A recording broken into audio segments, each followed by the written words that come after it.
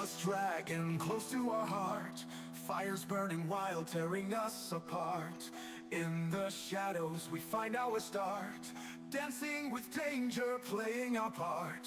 Wings of fury slicing the night, tales of legend lost in flight. Whispers of power hidden from sight, embracing the chaos with all our might. Chaos dragon, feel the roar, breaking shackles forevermore. From ashes rise will soar, in your flame we find our core.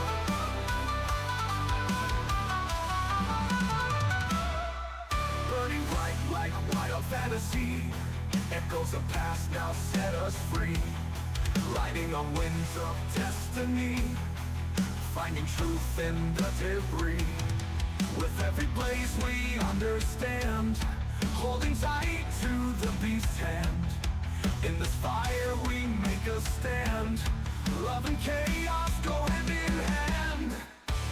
Chaos dragon, feel the roar, breaking shackles forevermore.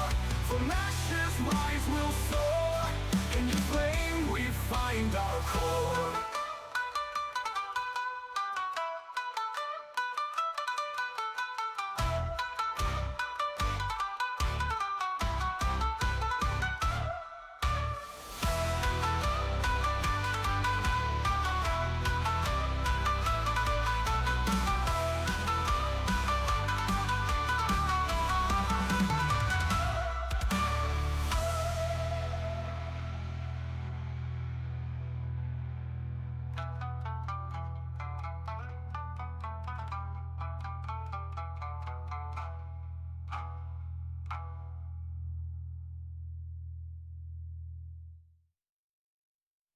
Chaos dragon, feel the roar, breaking shackles forevermore.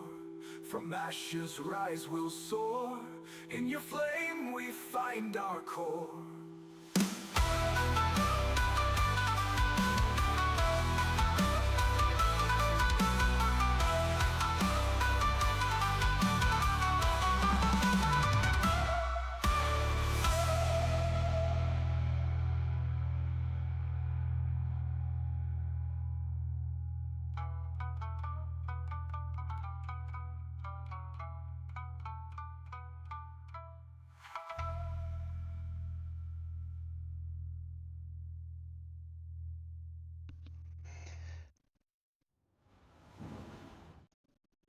Hello everyone, and welcome. Today it's time for session 3 of the God of Light campaign. So I have been having some minor internet issues, so I will be recording this stream just to make sure that way I have it saved. And then if anything happens, I will be uploading the whole video directly to YouTube later on, and I'll get the link out for that for everyone who wants it later. But for now, we do have some interesting things going on today. Unfortunately, one of our players is having to step out of the campaign temporarily, so we'll be handling their exit from the campaign. And we will also be introducing a new player character. I will have them introduce themselves before the game starts, but I will not have them introduce their character until after their character is introduced within the game itself. So, crikes. It's not a Sully scream until it's stuffed, and I just realized I haven't set up the ability to have Roll20 on the screen yet. So, yay, y'all get to suffer with me being scuffed for a bit. Inga, did your question ever get answered?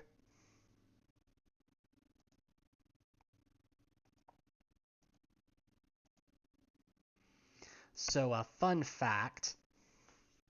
In all of my ever-living fun of everything,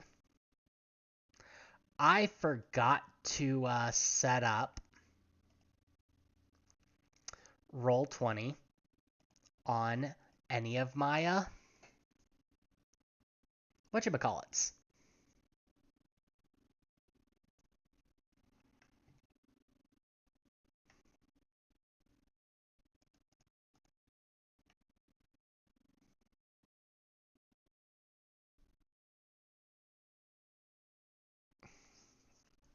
Oh, right, and the mobile app kind of sucks and would drain your battery fast.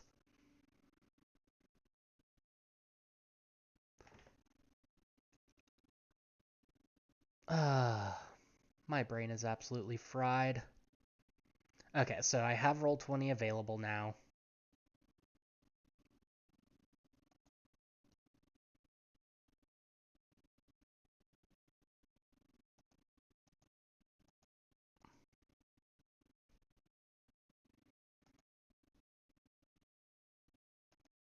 Okay, so welcome in everyone, and so today we do have a new player who will now introduce themselves. Just introduce your player. Do not worry about introducing your character just yet.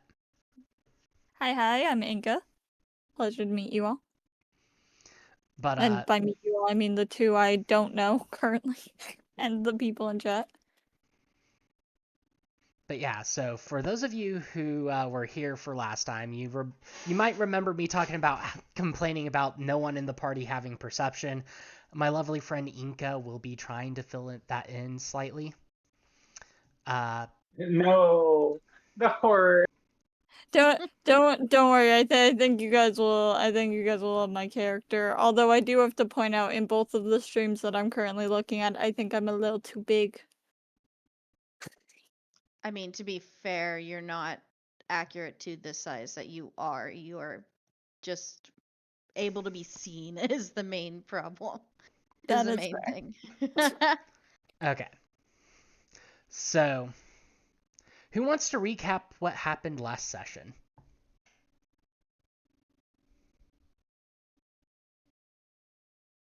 Please don't make the person on the phone do it.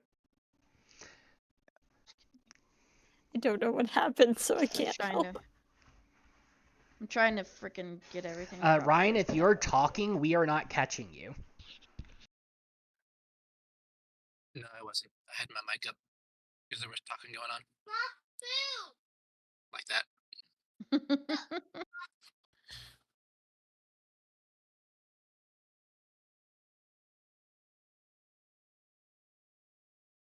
Are we talking last session or overall?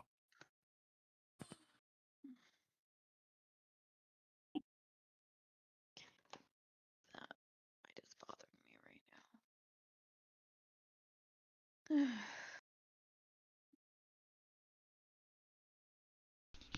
now. Okay, if no one else is able to do it, I'll go ahead and do the recap. So, last session, we started off with them having just got done with the Three Stooges, for lack of a better name. But a trio of merchants who were basically a Three Stooges skit, complaining about their about their pack mule not working properly or whatever. It was solved by Tanky's character, who ended up finding gold and silver in her pocket, and so she ended up during that night's camp reverse pickpocketed everybody. I was gonna say no one knows about it yet.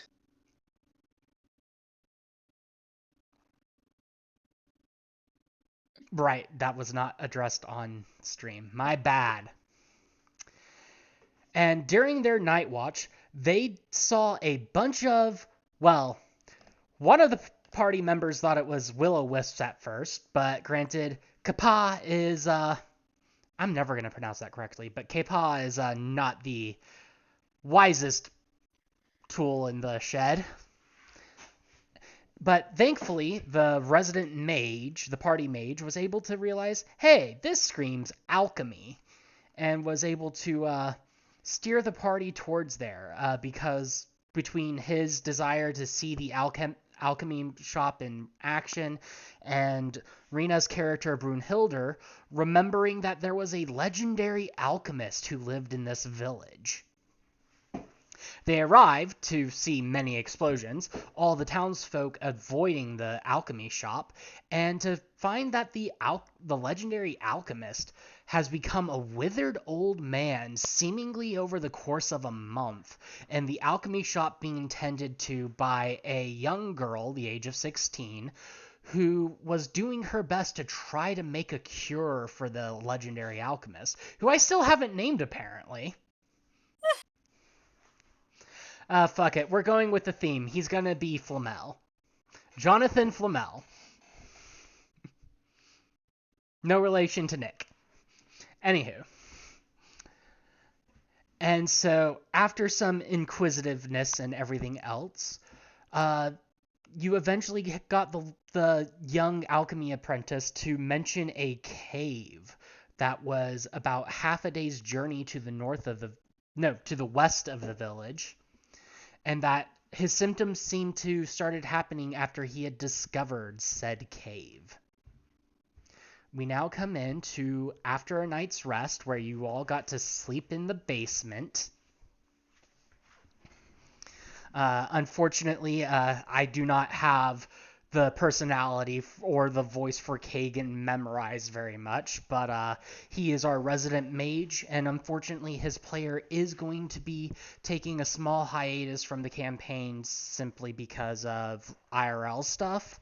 So, but what's everyone else doing in their morning preparations?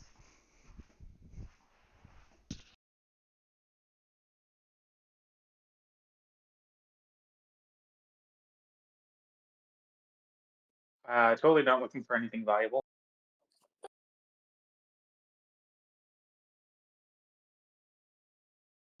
Your character wouldn't know what qualifies as valuable or not. I mean, you can attempt to roll an Arcana check if you want, but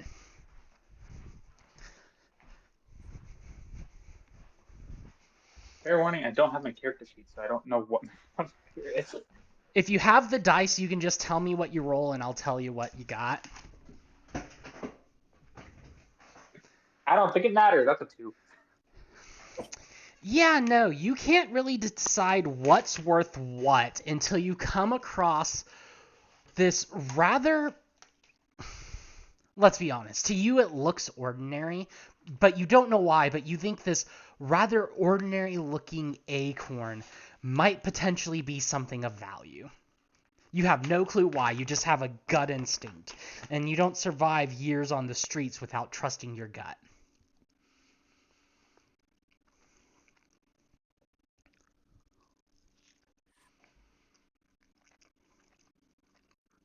This is going to be a dumb thievery check, isn't it?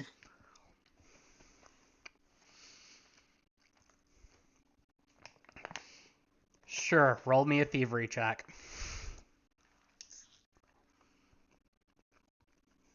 Twelve on the die. You manage to pocket the acorn without anyone else in the group seemingly noticing it.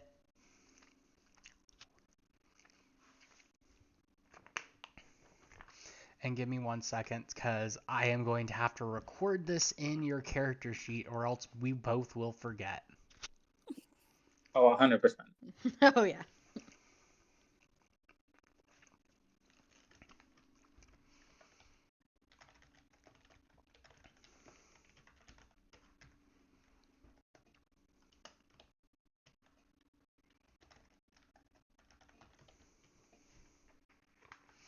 Also, your Arcana is a 0, so you rolled a 2 on that check. I am the smarts. I am the smart. Uh, Now, thankfully, you all have just enough passive perception that as y'all are doing your daily preparations, you start to smell something amazing coming from upstairs.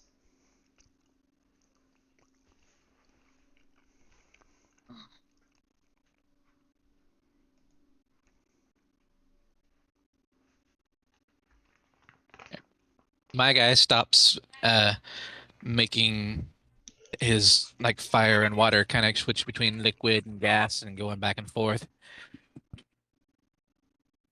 And goes up. What's that? He kind of goes up to try to find what it is. If y'all can even hear me right now, We can hear the you. people in the background. Okay. My wife's not even helping.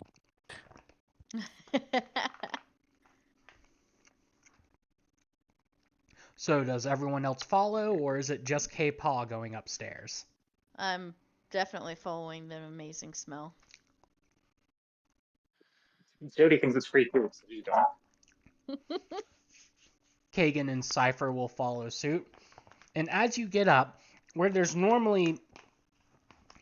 an alchemical station before, you notice a stove and kitchen top, and what appears to be a table with a bunch of eggs, some bacon, a pork roast, and a little bit of other small things. A little bit of bread, a little bit of oatmeal. And it's one of the most lavish meals y'all have probably seen in a while. Seeing as how you just spent, like a week on the road.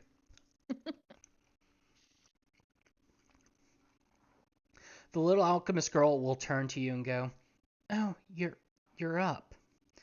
I wanted to preemptively thank you for helping us out, so I made you this breakfast."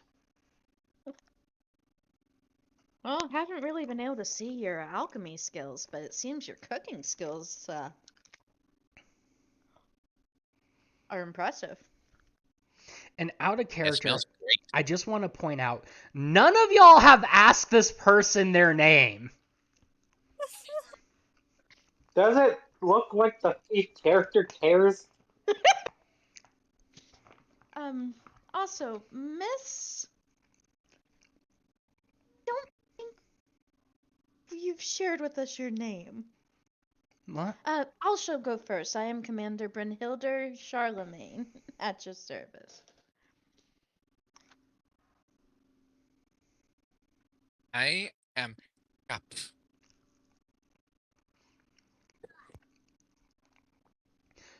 The girl will look at Cop and go, "Oh, hi, I'm Saren," and she'll look specifically at Cop and go, "I'm never gonna pronounce that correctly. I apologize." Just say "ka" and then make an explosion sound. Well, the That's what happened explosions when I was around born. here tend to be more along the lines of kaboosh! And she'll like make a big motion with her hands as she says that. But Saren will, and that is Seren for anyone taking notes. Saren will just kind of look at Jody and go, and your name?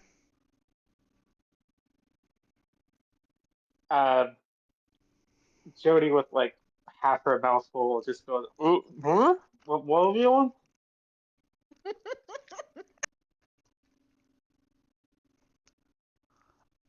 Okay, now say what you're actually What are saying. we doing? No, I can't hear No, or she- understand you. No, that's what She said, that's "What are was we said. doing?" Oh, I didn't even hear that, okay? So what are we doing? Gotcha. What's your name?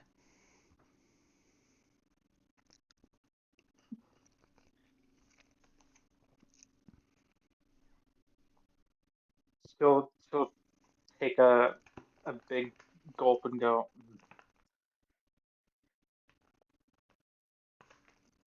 around here I probably shouldn't be saying my name. Saren will just look at Brynhilder with a confused look. Brynhilder just shrug. She's a difficult one. Is already digging in. Don't make me eat your food. Don't make you what? Eat your food. Brynhilder is eating. It's Brynhilder? just politely eating. And, not talking with her mouth full.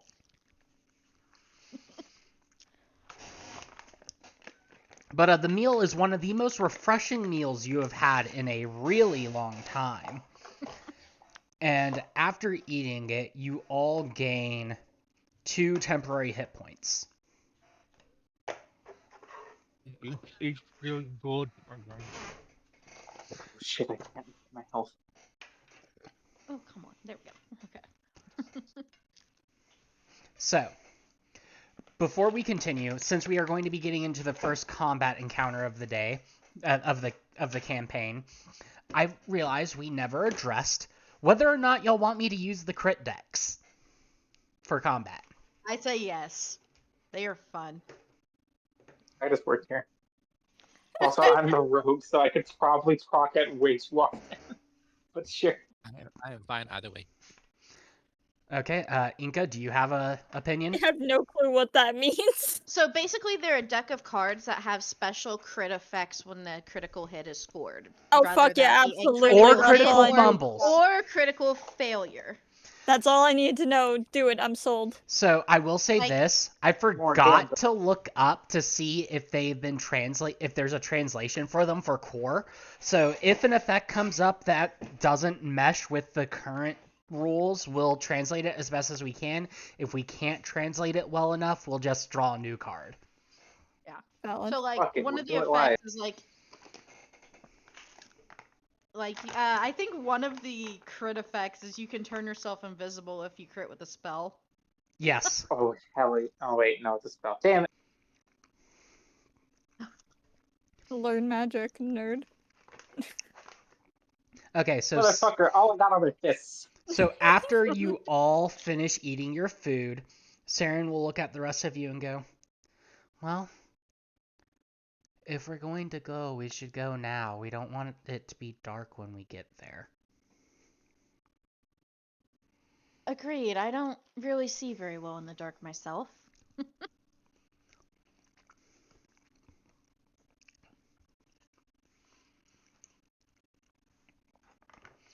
And so if none of y'all have any objections, Saren will head outside and begin to guide you to the cave. Yep. Inka, since it's your first day here, roll me a d12. Oh, fuck yeah. 7. 7. So, seemingly nothing happens on your way to the cave. I don't like the word Seemingly, seemingly. huh? I mean, I use it all the time is this because I know. Is this some DM torture here? maybe, maybe not. You won't know. The DM paranoia? Passes everybody a But card don't worry saying about you are it. not the imposter. I beg to fucking differ. My character is definitely the fucking imposter of the group. Okay. So you make it to a small hill that seems to have a cave tunnel angled downward slightly.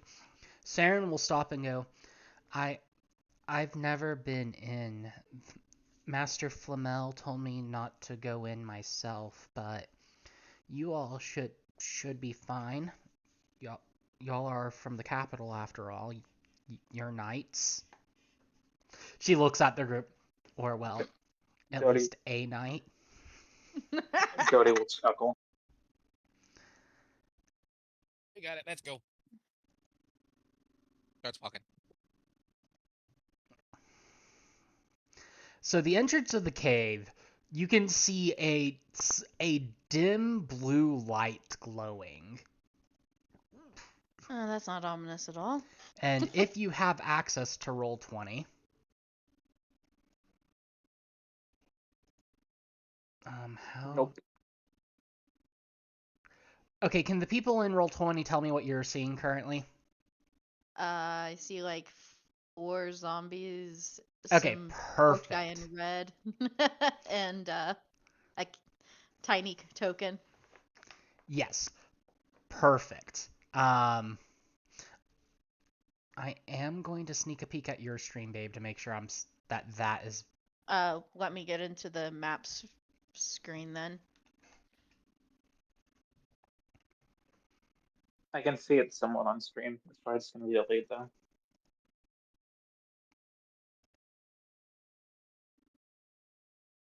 Okay, I was just making sure the fog of war I had set up was set up properly. Gotcha. Okay, so And as Rena said it, y'all need to decide what your order going into this cave would have been. I'd probably be up front, honestly. The cave entrance is too small for Dreki to have made it in. Damn. I was gonna say Jody is either the very first one or the very last one.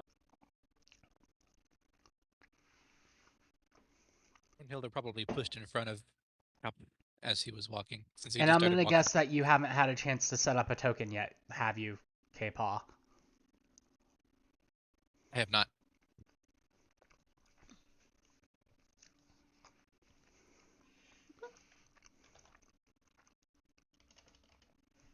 So I'll give you a minute to set that up. Let's see.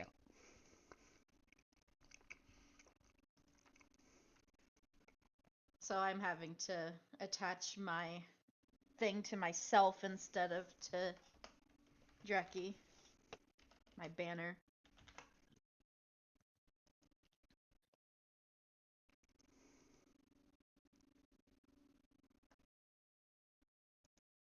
Babe, will you walk Ryan through setting up their thing real quick?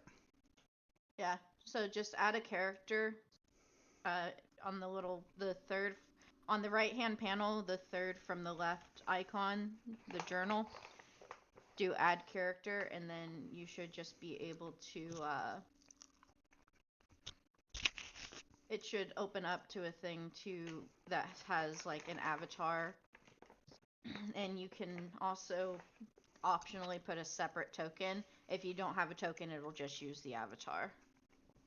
And so we're going to use a fill-in token for Jody here. Honestly, it's kind of a fitting fill-in token. Cute.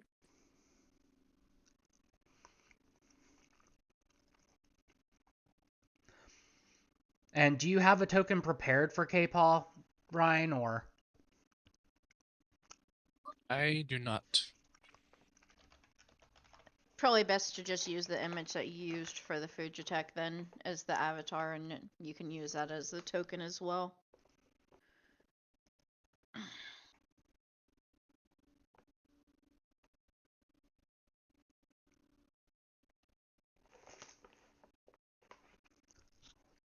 Yeah, I'll get on that in my image and download it, because I did all the image stuff on Discord on my phone. Yeah, no, understandable. I will get to it. Yep, we'll just use a temporary fill-in. Congrats, you're the Hobgoblin from Spider-Man. Or not, because it didn't want to populate. You are just a white square.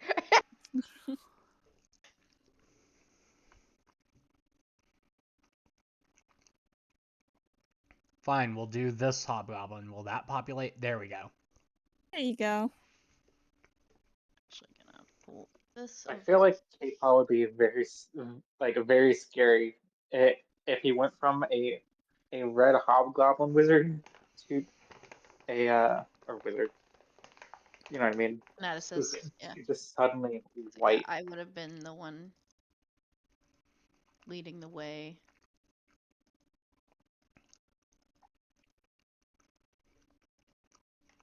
Okay, you should have control of that token now, Ryan. Move it around a bit to see if you can.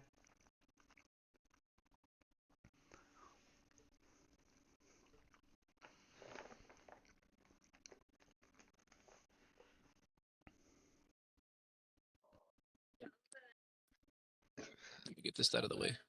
And there's a sad Dreki waiting at the entrance because he couldn't fit in. Okay. Yeah, I can move it. Okay, perfect. In which case,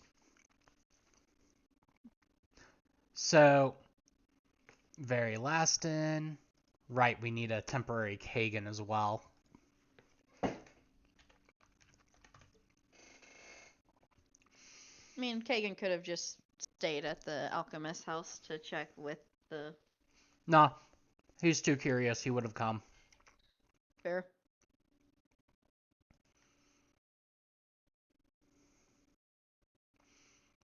Sure, we'll do this as our wizard.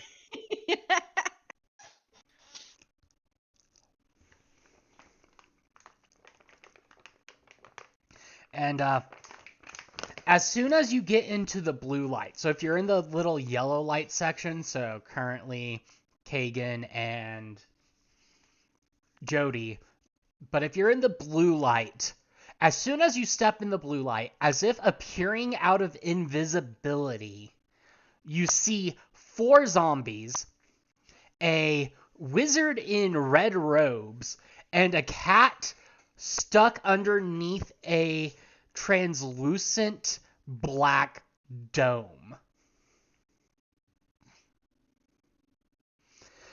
The wizard will look at you all and go, "Ah, more guests. More fuel for my magic." He'll kind of pause, look at his staff. "Yes, fuel for my magic," he says in a slightly shaken voice, and then he just points at you at the party and goes, "Get them, my pets." And with that, I need the party to roll initiative. For those of you who don't know, rolling initiative in Pathfinder 2e, unless you have some other circumstances to contribute to it, uses perception checks. I rolled a My 12. I allies don't in have that dice. aura have +1 to will saves and DCs against fear effects. Can we make that a bit more translucent? Yeah, let me figure out how this actually works better. How does... Okay, how do I bring out the Now initiative that I'm- tracker? They have changed things on me. Let's try that. Is that better? Yes. Okay. Okay, seriously, where is the okay, there we go, turn order. So, But you said Jody will. Jody, you said you had a 12 on the die? Yep. But Jody will also say to the wizard, "Don't make me punch your cat. I won't do it."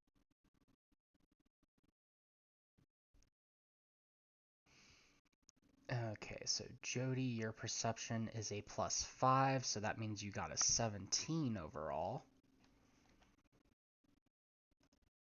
And...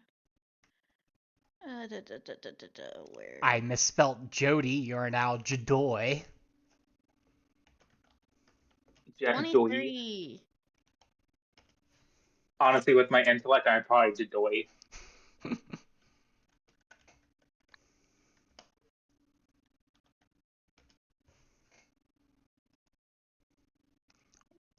Oh, god damn it.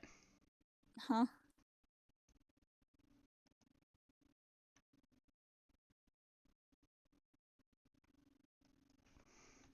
Just me doing shit weird. That's fair. You said add perception? Yes. That is okay. I'm not going to complain, but I am a little confused at that, but that's just me being D&D brained. Yeah, so technically you roll by default you roll initiative based on perception. If you are sneaking, you can do initiative based on your stealth, and then like in a Social like, encounter, a you use the... social encounter you would use So like what did you get on the deception. roll? I got me trying to make sure that I find the right thingy on my sheet. I got 15. So you rolled 15 total. So you I rolled an 8? 8 and Okay. I have a +7. Okay. Yeah. Okay. My ducks have decided they don't feel like being lucky, or perhaps it's because I cannot be bothered at the current moment.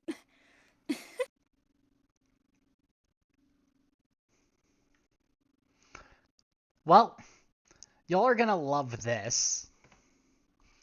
The zombies rolled a 1. Oh, Oh dear God, they're Walking Dead zombies.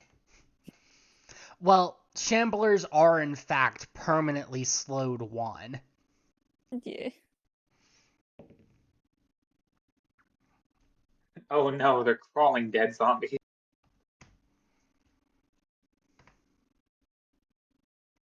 They're trying their best, okay?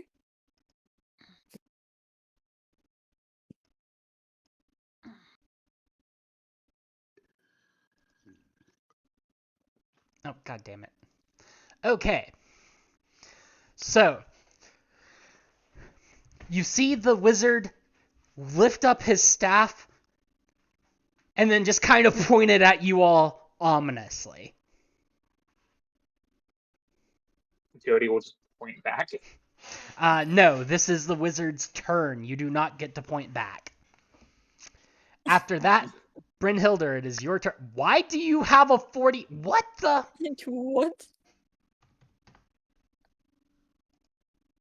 Mhm.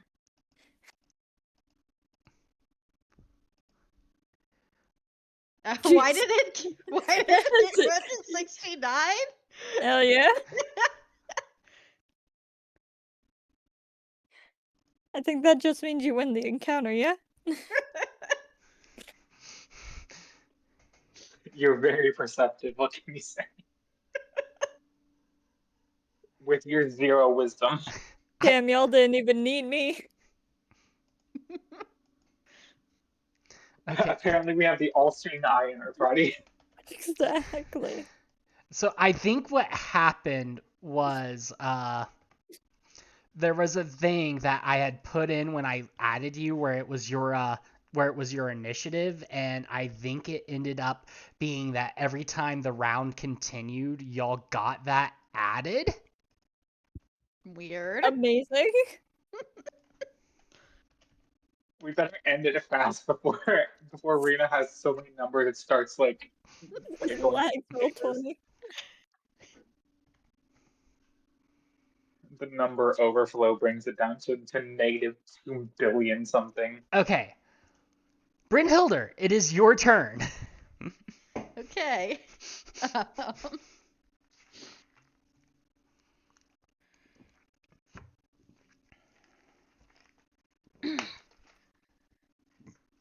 Oh, right, I forgot to roll Kagan's initiative.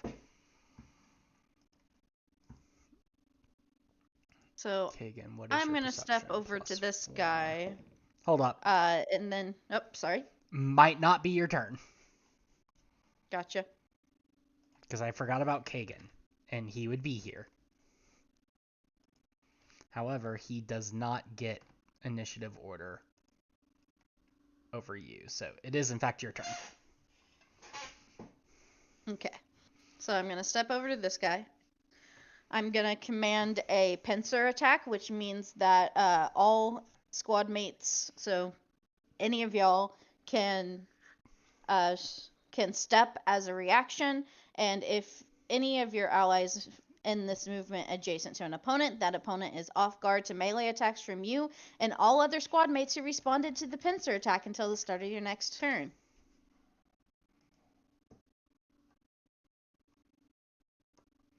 Okay, you said specifically step.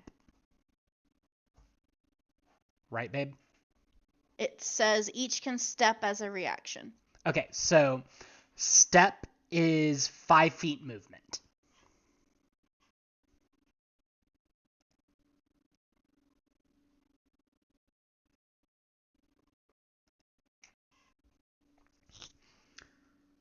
So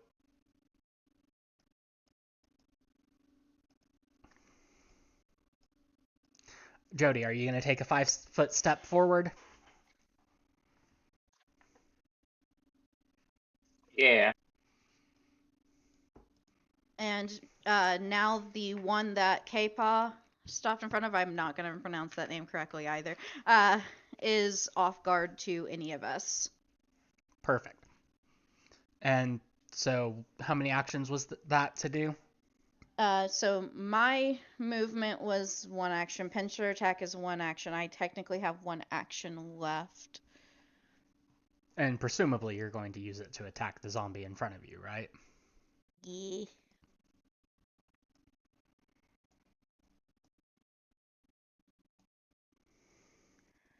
23 to hit. Nah, that doesn't hit. What's the Not at damage? all.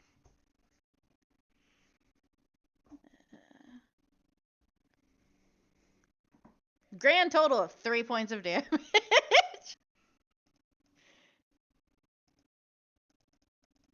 I rolled a 2. Oh no, don't tell me, my dumbass.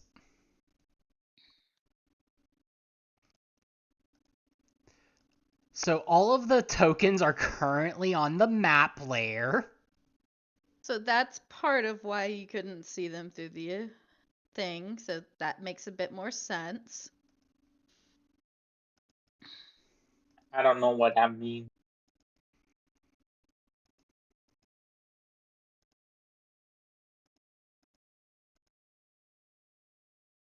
It means they're part of the environment and you can't move them.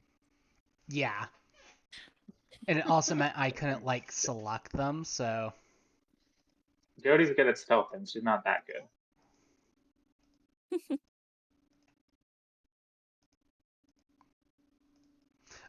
No, you and K-Paw and everyone else were on the token layer as they were supposed to be.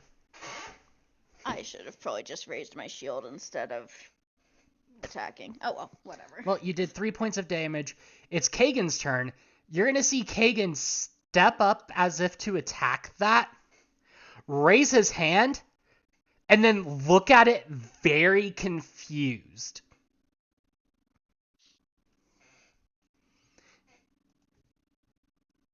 He'll pause for a moment and then go, "Magic doesn't work. Why isn't the magic working?" Let's see.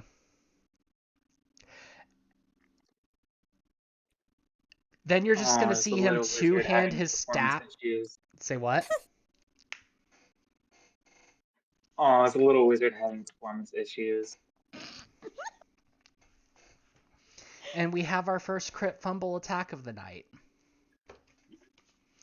I Wow. might need to change dice because that is the second nat one I've rolled in.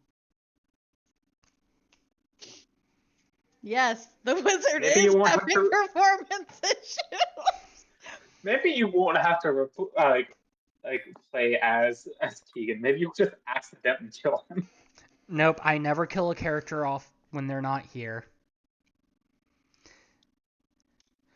Okay, so fun fact, Kagan is now slowed 1 until the end of his next turn, which means he doesn't get any more actions. Granted, that was his last action of the turn anyways, but yeah, Jody, it is your turn while I hunt down my dice bag to find a different set of dice for tonight. And just remember, the one on the right will automatically be off guard. Which means you get to That sneak K-Paw attack. is in front of. Which token is me on stream? Because it's hard to tell on the phone. You are the one currently behind K-Paw.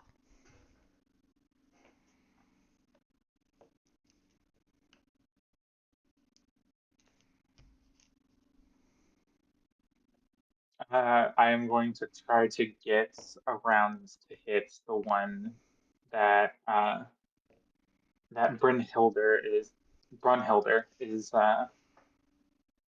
like targeted. The one Brunhilder is targeted you're trying to what? Just get in range to sneak attack. To sneak attack it, you would have to put yourself where you are between two zombies. To sneak attack the one that K-Paw is in front of, you can be anywhere because it's already off guard. In that case, I'm gonna do that one. Okay, I'm going to have you're just going to go up to K-Paw, scoot right past him, and you may now roll your attack roll. That's a nat 20. Hell yeah. Okay, so Thank you, Gus. your fist is currently just... You're attacking with your fist, right? That is the only weapon I have. Yes. So it is currently a D4 plus 4. this will be non-lethal unless you want to take a -2 to the hit, which I will not let you make that decision right now because of the crit, but you do get a crit effect. So you said 2d4s? No. 1d4 and then you double the number. Oh, okay. That is a 3. Okay, 3 plus 4 is 7, times 2 is 14, and then your... Oh, right. Roll your d6 for sneak attack. That's a 1. Okay. Balanced out. 16. So 16 points, and you break what would have been the zombie's nose, but because zombies are immune to bleed, no blood comes out.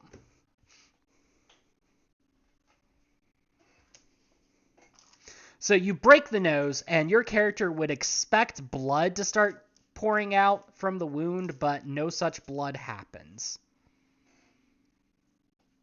Oh, thank God. I don't have to clean up my wrappings. Oh, right. I forgot I lost the d20 to this set. I forget. In this system, do I get another attack or no? You do have one more action, yes, so you can attack again.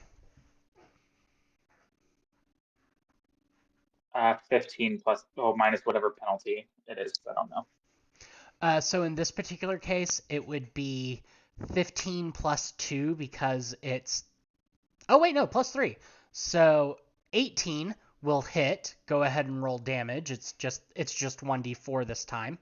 Wait, no, it's... I think you get sneak attack on all attacks in this, right?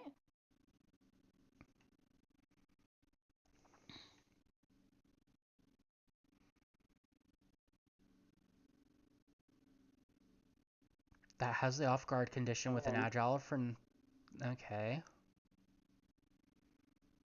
Yes. So roll a d4 and a d6. D4 is 4, and then the 6 is a 3. So d4. So 8, 9, 10, 11.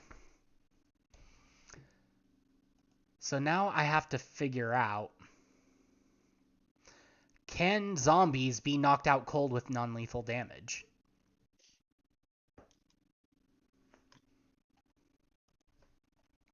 Eventually, in one level, that's not going to be a problem.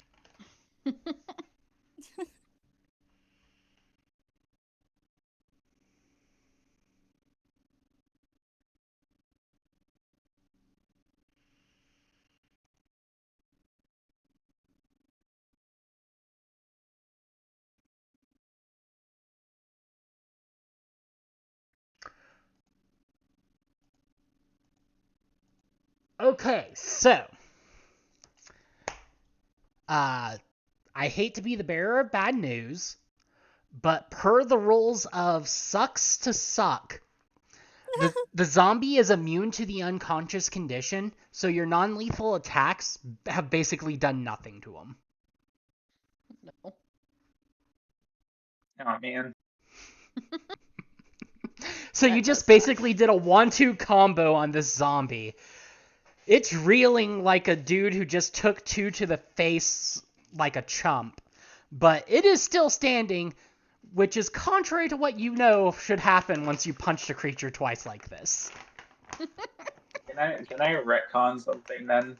If the first one, like the first damage would have done nothing. I'm going to say no in this case because you technically did non-lethal damage, and the way non-lethal works is when your non-lethal damage is higher than your current HP, you're knocked out cold. However, zombies are immune to unconscious, and Oh, they're not immune to the damage. They're immune to the condition of knocked out. Yeah. yeah. Oh, okay. So they still took damage. It just because it's Right, non-lethal, so it sneeze does on knock him out. Someone blowing this zombie's general direction. I'm trying to figure out how this works.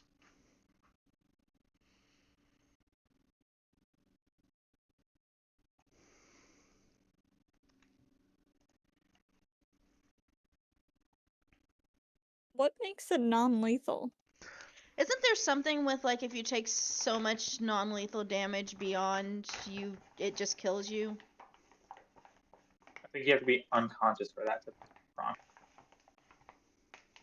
But it is non-lethal because Jody doesn't have weapons. No, I'm asking because I don't know Pathfinder. Oh, So- unarms are always at Unless least you unarms have are something always special, unarmed strikes are non-lethal. Got it. yeah. Okay, Which that makes sense. I literally have it planned so on level 2, which is the earliest I can get it, is when they become lethal. That makes sense. I just genuinely don't Yeah. know Pathfinder.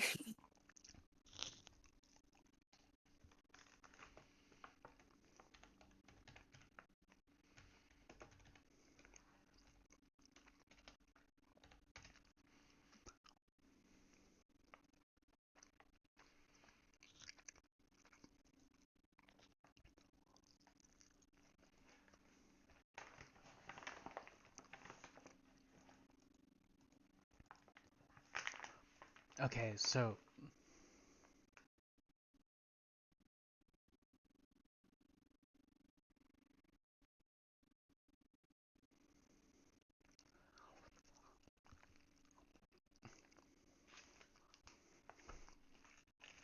I am really But yeah. fucking confused right now.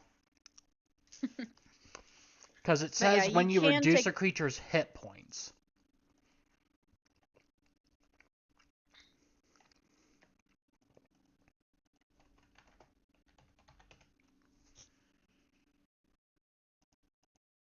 So is technically the hit points at 0, it's just that it has to be hit by something lethal for it to actually blah. I'm guessing. It might be then? 1 It might be 1 HP because I don't think you can be 0 HP and conscious. Either way, it's the same difference of just needs to take a lethal hit at that I- point. I looked up to how reducing a zombie to 0 would be with non-lethal damage, and it says that it's destroyed at 0 with any damage because it would just fall apart. It would just simply die. Because it's undead. It's up to you, obviously. That's Yeah, what I think I'm found when I reading the looked it same up. Reddit post you are. Yeah, probably. So, yeah.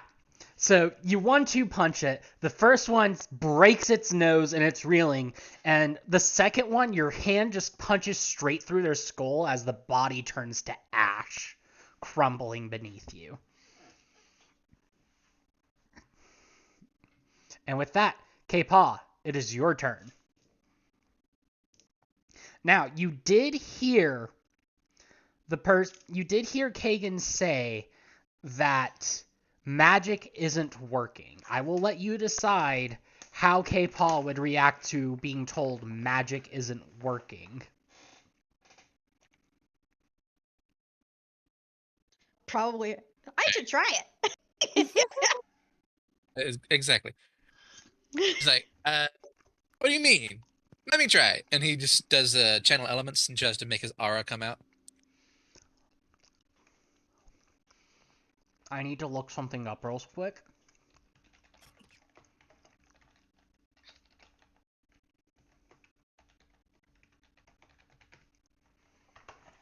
Channel aura. Are you flexing in a fight? It's that's literally what this seems like. Oh, you couldn't do it? I have to prove it's not performance issues. Or I have to prove it is performance issues on my friend. Fuck you. You might be struggling with some of us more well-endowed magic users. You might be struggling, but you're not as good as I am. If there's an explosion named after me, I hope you know.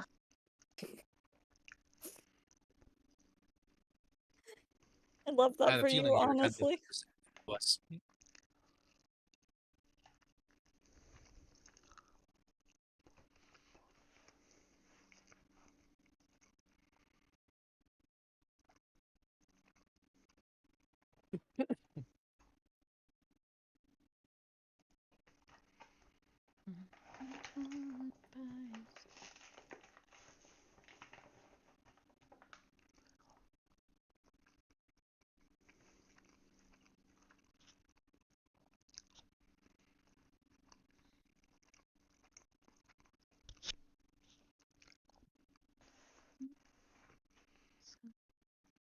We'll never do or die.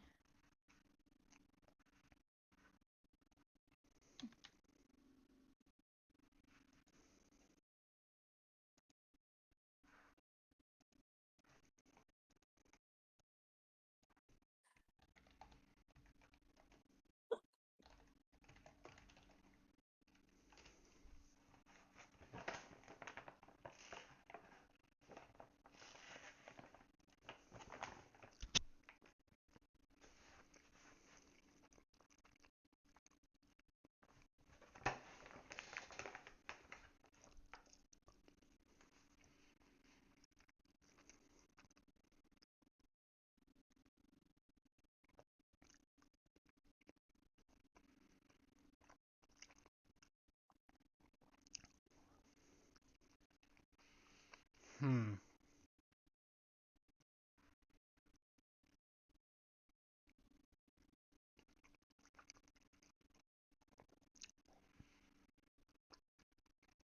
Can't find your answer, or I cannot. I'm guessing I it has guess to it's do your with whether decision. it has stuff is magic or not.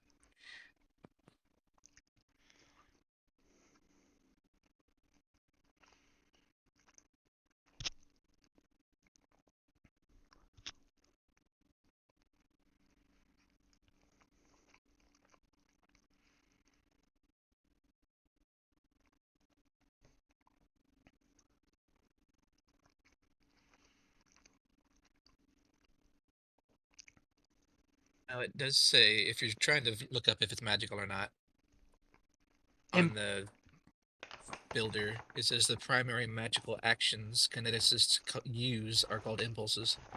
Okay, your aura does not flare up.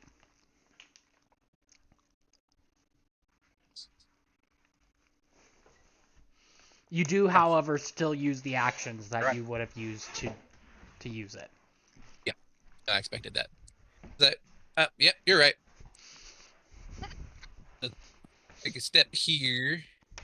Kagan will just And give a just- sigh and go, "And you questioned me because?" You've been Ladies, wrong a lot. ladies, you're so beautiful. What was that? Maybe I thought mine was different than yours. Anyways, I gonna bonk that one on the head. Okay, roll with it. my staff. And D25.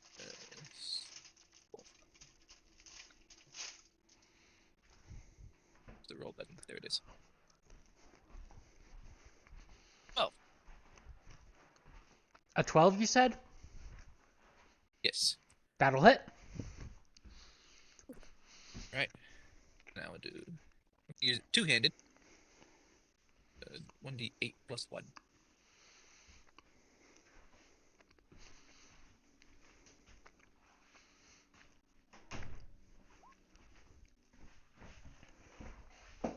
Why are you rolling 8 so points. many d8s? I don't know why I did it before. If I click at the top, it just does basic roll. Okay, the one I intended to roll was that last one. Okay. 8 points of damage. It begins reeling a little bit from that hit.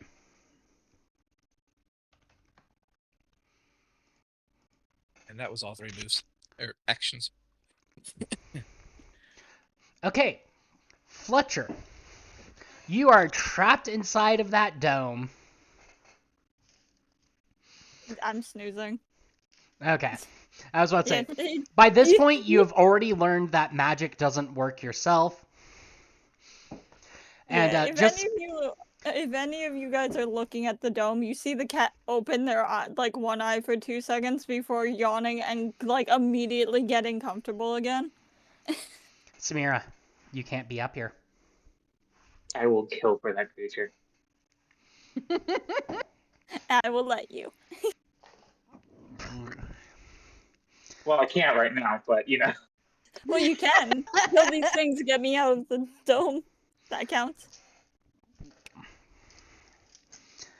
Okay. Think about it. If you kill the necromancer, you get its cat.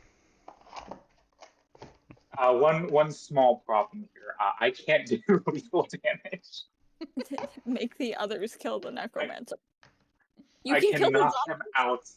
I can knock him out. The cage drops, and you can scratch him for 3. You literally murdered a zombie with non-lethal damage. You can do it again. Okay, I am The really problem is sad that I am not missing a undead. d20 from one of my favorite dice sets. But anyhow, so I will let y'all decide. Eldritch Horror, ironically enough, Eldritch Horror adjacent or boss dice. Which one do y'all want me to roll? Eldritch Boss. Horror. Babe? Eldritch Horror. Why not? Okay, Ryan, you have a chance to tie this vote up, or you can just let the vote fly. Just go with the majority. Okay. Eldritch Horror, let's go. Okay, Paul, since you dealt the most damage, you are going to be the subject of this critical hit. Oof. As the Shambler use my is reaction. going to punch K-Paw.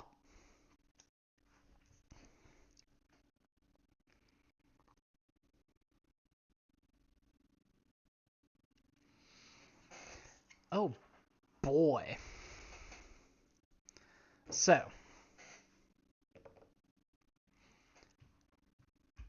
You're going to take 10 points of damage, and the zombie now has you in a grapple.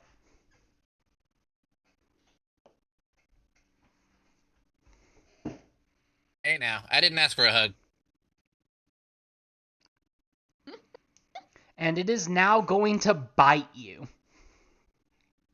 So you get Hey, I really didn't ask for that.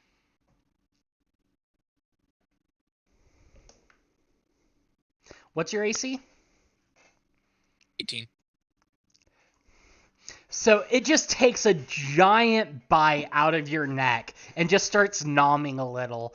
But you can tell that while it's nomming on your clothes, the teeth are not puncturing. And then normally zombies only get 2 actions around, but its critical action was an additional attack. Oh no.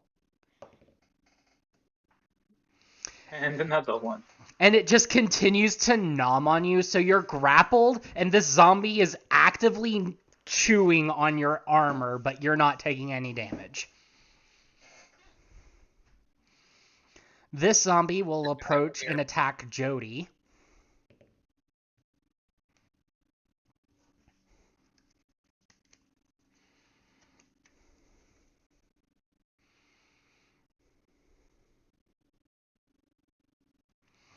Don't even ask my AC because I don't even know.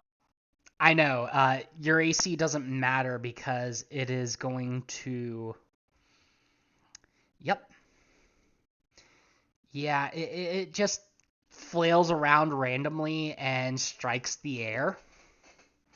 It rolled a critical failure. And then zombie number 3. Wait, isn't a crit failure the deck?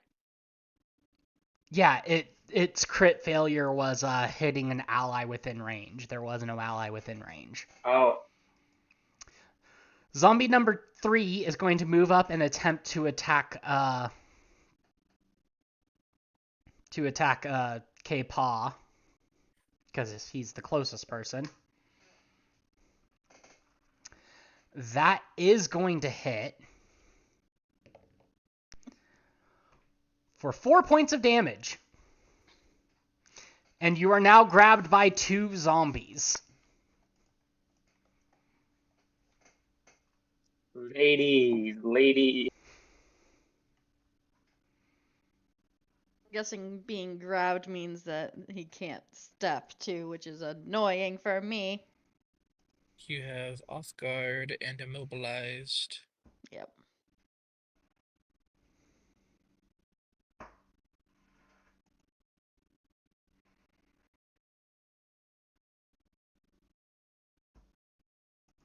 And with that, we get back to the Necromancer, who will look at you all menacingly before trying to poke his staff at Fletcher again, but you just see the staff is repelled by the bubble.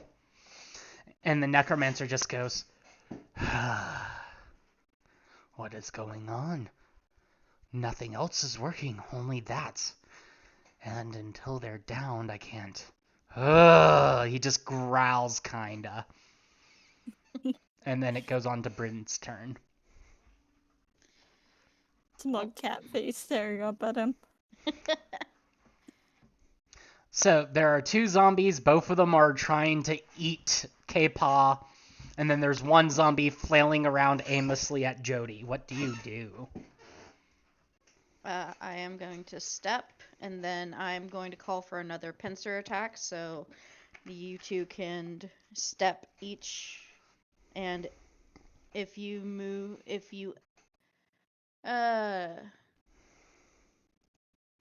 end the movement adjacent to an opponent, the opponent is off guard. Okay.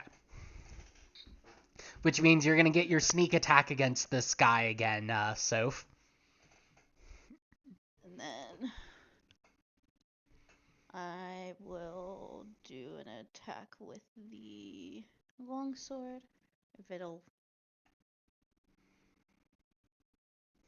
Come on. God damn it. Here we go. That's a 7. That'll miss. And then I'll just raise my shield.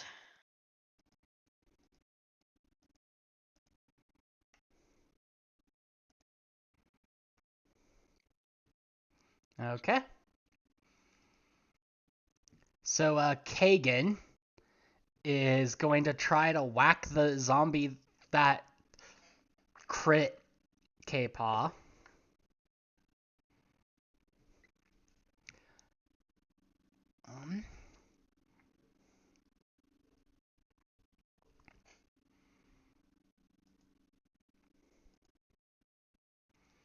Let's see, that is a 21, so not quite crit range. Oh, and that is the other question. Do we want to card every crit or just nat 20s and nat 1s? I say every crit. Okay. Well.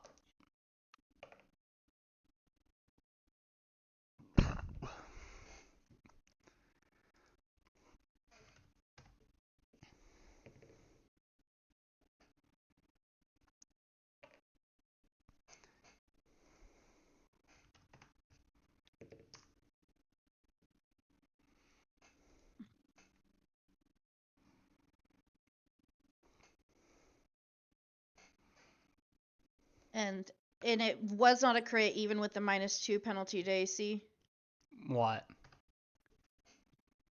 for off guard on the guy that Keegan attacked. Oh, right, I forgot about that. So Keegan, what do you do? Oh, that is the crit card that the zombie got. So the first hit will be a crit. The other 2 attacks will not be, but... Yeah, nothing happens to the zombie as part of the crit, but that does do double damage, so add 3 more. Okay, so the zombie immediately next to the one that all 3 of y'all are surrounding is looking extremely rough. Jody, it is your turn. You are standing right next to a zombie. It is not the zombie currently attacking K-Paw, though. There are 2 zombies that have K-Paw in a bear hug, essentially. One of them is just chewing on his neck to no avail. What do you do? I am going to punch the one directly in front of me. Okay. That is now off guard again. So So what's the first roll? 19. On the die or total? I don't know the total. 19 on the I can't see die. my character sheet. yes, Yeah. 19 on the die. So that is a 26 versus a AC of 10. That is in fact a crit. Roll your d4 and your d6.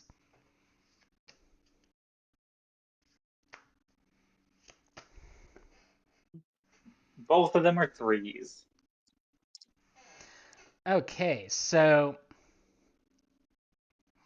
you crush what little remains of the zombie's armor. You just see the cloth covering its chest rip to shreds and fall off of its body.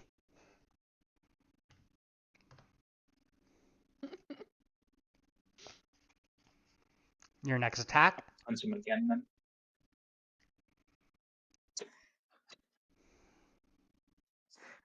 What if it's another 20?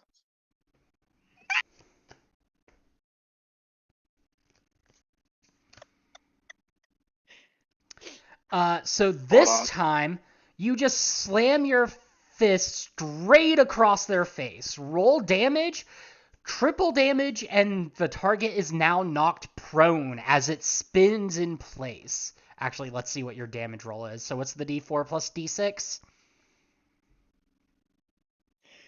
Beyblade, let it rip.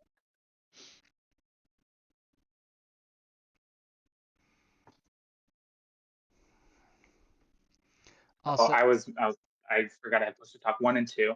I'm showing the camera. I was also showing the 20 before I had to move it.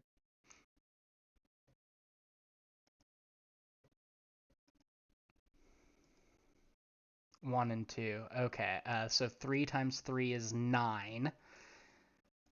So it just spins in place and then falls to the ground. By the way, babe, we never started shared chat. Oh. Well, you're the one in charge of that, so.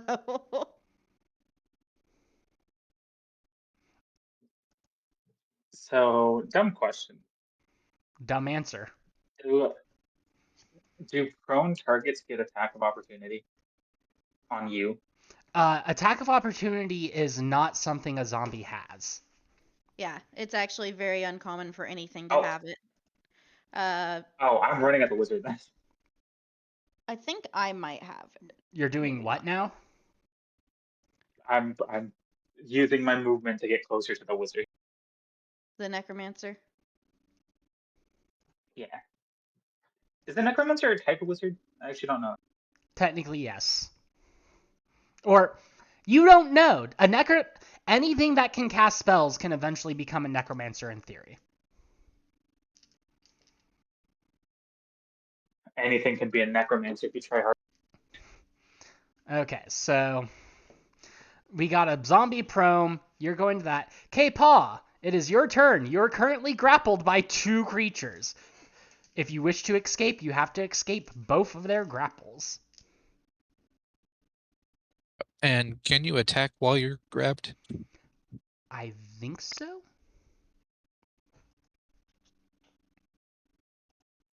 I think you get a penalty, but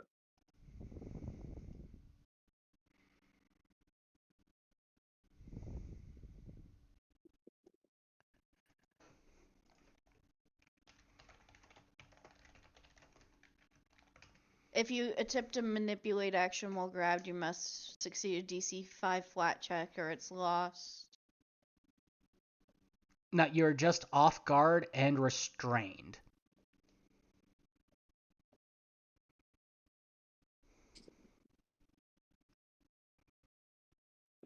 Does attacking have the manipulate trait?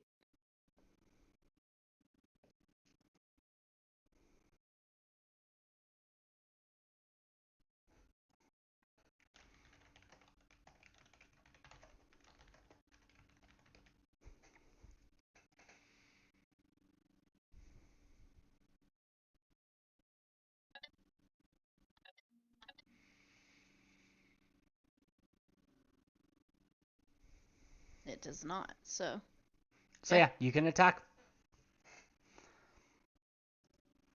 The one to the First left. thing he's gonna do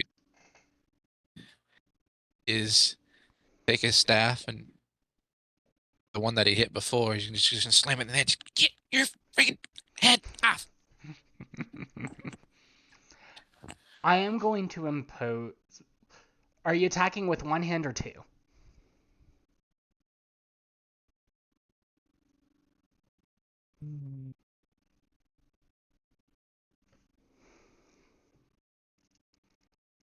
It would make more sense for him to try to be holding it with one and then trying to like jab him with the other. Okay, so one-handed Or to use attack. I'm one-handed. not going to impose a penalty.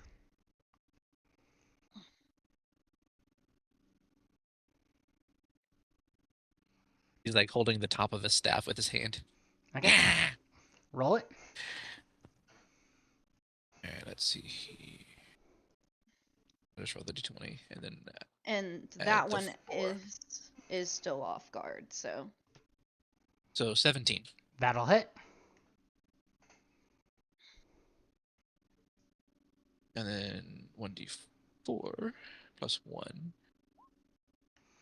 Okay. 4 points. So as you kind of just jam the staff into his head to get you off, the head just plops right off of the body, and then both the head and the body still grappling you just kind of turns to dust, and you are now covered in zombie dust.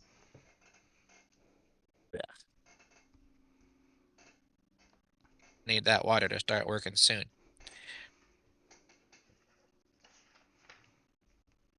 Alright, so next he will try to escape from the other one. Okay. Which is unarmed attack modifier.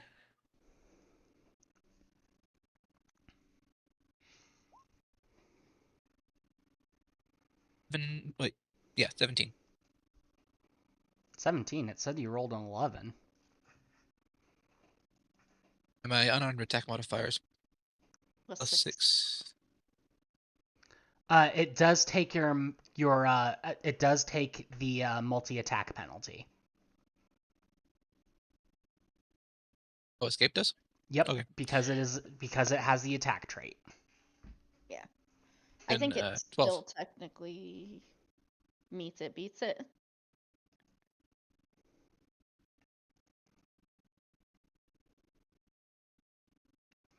Well, no, this is a escape check, babe. So it's against the creature's Oh, right. athletics check. You said a 12? Yep. You are still grabbed by the zombie.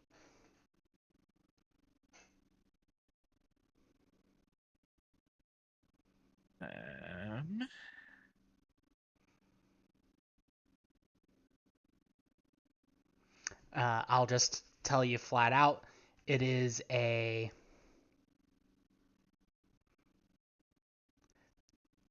DC 17. Meaning if you attempt to escape again, you would have to basically roll an at 20.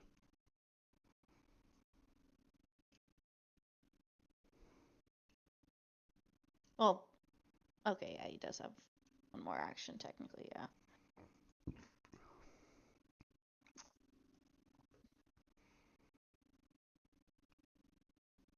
Oh wait, no, you would also succeed on a 19.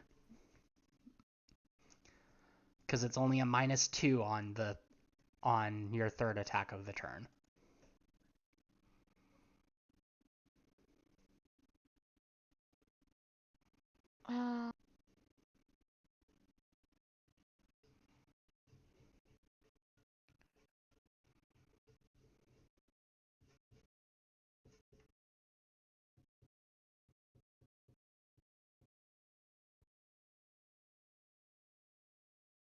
Yep, he'll just take a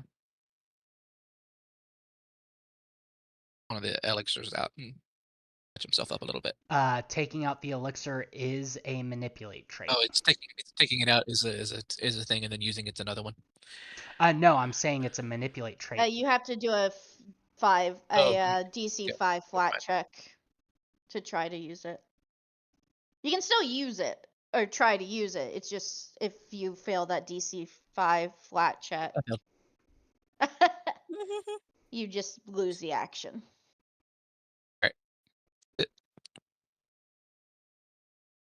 Alright. Okay. Fletcher, babe. you are. What's up? I'm trying to find the proper action economy for changing weapons. No clue. We can address that once it gets to your turn, though. Okay. Fletcher, you are still trapped in a bubble. You have been trapped here for approximately 3 days. This is fine. I roll over onto my back and I stare up at him with the smuggest little expression that I can do, knowing full well he can't hurt me in the bubble as much as he very clearly does not like me. Yeah, he has been spending the last 3 days trying to get through the bubble. Dealing with my ass. Okay. So this zombie will spend 1 action to get up and 1 action to chase after Jody. This zombie will bite you. Oh.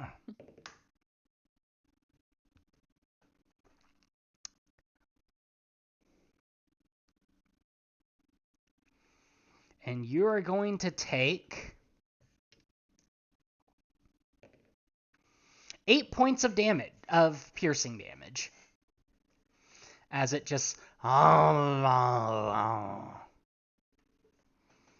say that one was Jody? No, this one is you. So you said 8? Yep. And then it's going to bite you again. Okay, that's 1 action.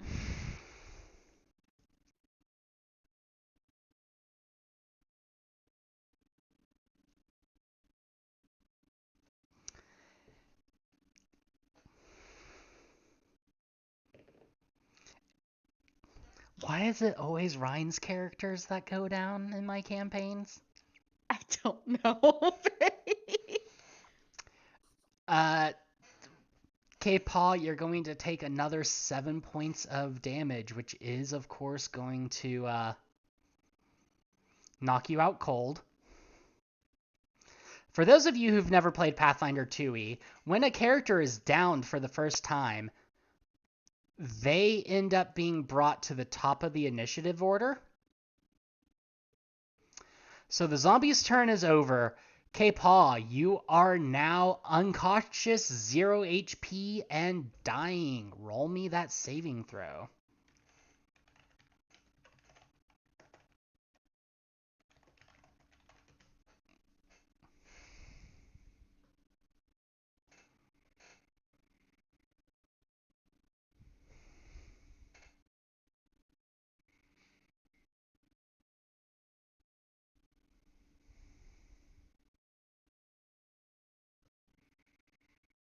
Let's see.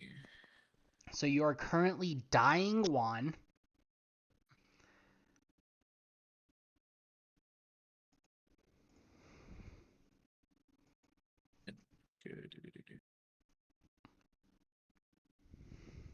Check.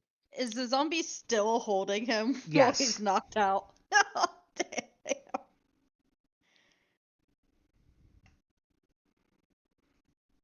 Okay, so you're You can't let unconscious. go of your meal.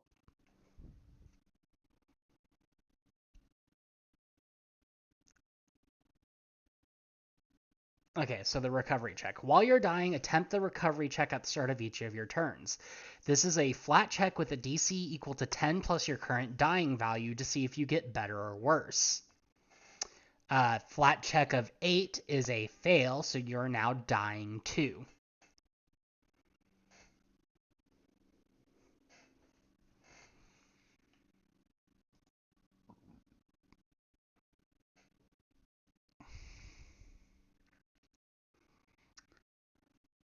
Unfortunately, this is a mindless zombie, so unless the necromancer commands him to switch targets, it would just make sense that it would keep nomming on him. However, it is the necromancer's turn. And he's going to look at the two zombies and he's going to go... So he's going to look at the one that's currently nomming on K-Paw and be like, enough! Switch targets! And it is going to drop K-Paw's unconscious body to the ground, shamble over here, and attempt a fist attack against Brynhilder.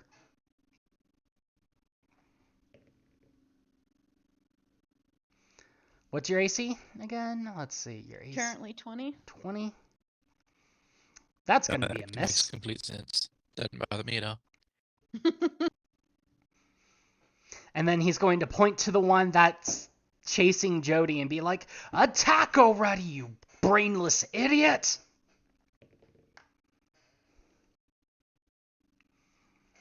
And Jody is going to be, yeah, that first attack is going to miss, and the second attack is also going to miss. With that, Bryn, it is your turn. Okay. Not too fast. Too speedy quick. So here, battle medicine on the down hobgoblin.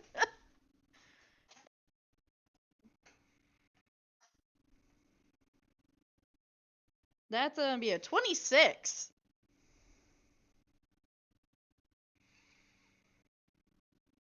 That is a crit.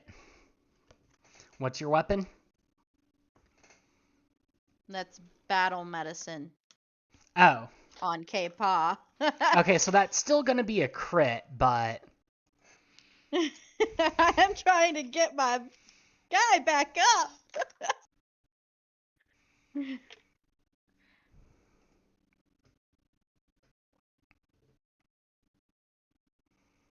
so that's that restores 48 hit points. 24 hit points. So, K-Paul, you are at full health and no And you longer have lose the the wounded wounded condition. So you're not. Get back up, soldier. You're not that. You're not that. You're not that or that. And or then that, I am that, going to go ahead or and that. order another pincer maneuver so everyone can step 5. Everyone can step. You are still prone. Everyone you say? Yeah. Let me double check the pincer maneuver, but I don't think you have to Oh, and you would technically be in my thing anyway. Yeah, Jody is. So hypothetically, if I Oh, all squad mates. Yep. Not within your... hypothetically, if I step towards the necromancer, that's okay. Yeah. It's just you wouldn't make that zombie off guard. That's the only difference there. Yeah, but I am okay. Jody wants to save the cat, apparently. Look at it. Look at me, I'm baby. So the screen is too small for you to see right now.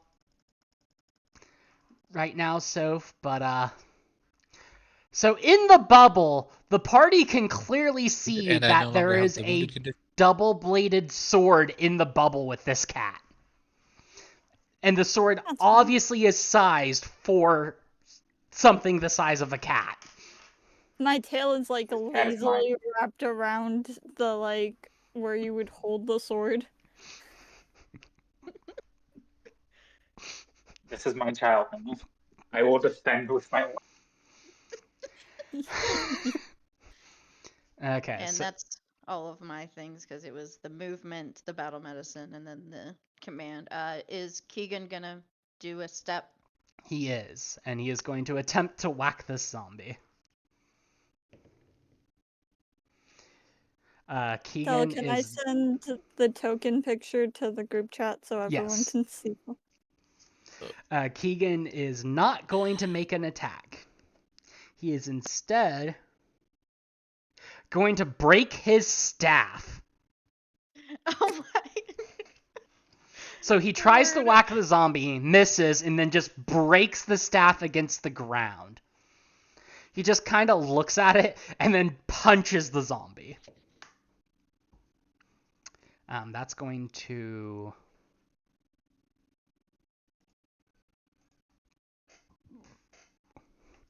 Okay, that'll hit. for 1 point of damage. And then he's going to punch the zombie once more. And that is going to do no damage. Jody, it is your turn. How close can I get to the necromancer Pokemon? Well, you can spend more than one action to move.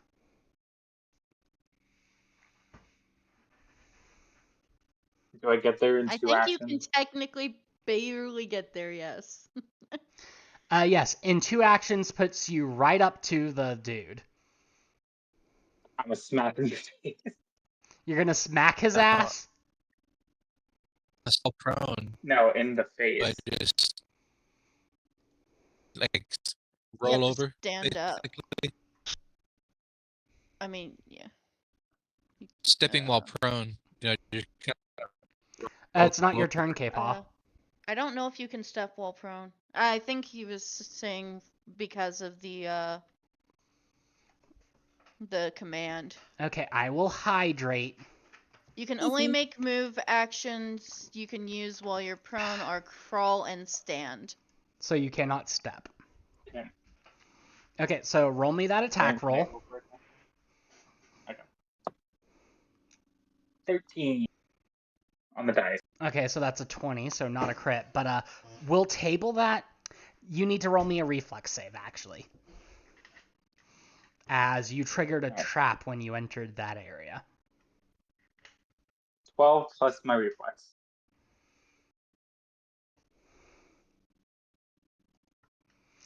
That is a 21. So you just hear a snap, and then a rock falls from the ceiling, crushing right behind you. But you take no damage because you expertly dodged it like the rogue you Now are. the stepping for her thing. You are roboting, Ryan. Step is a specific action that's a 5-foot movement. You action. step while prone. You can't You step cannot while prone. I think while prone you move in 0 until you Yeah. get up. Well, the only move actions you can use while prone are crawl and stand.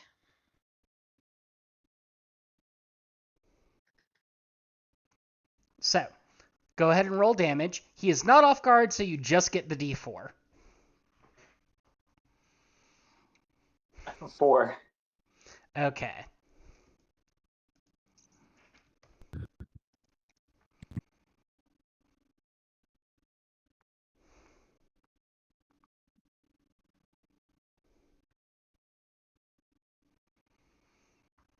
I was talking about for her step Okay, Ryan, can you hear that us? she gave us.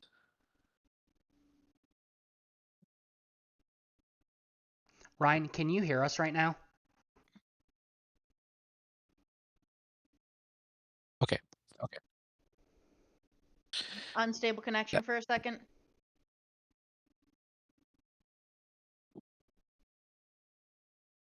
Or did our connection become? It's not just you guys. Okay.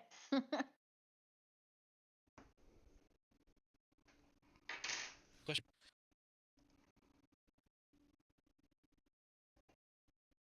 Just keep cutting out.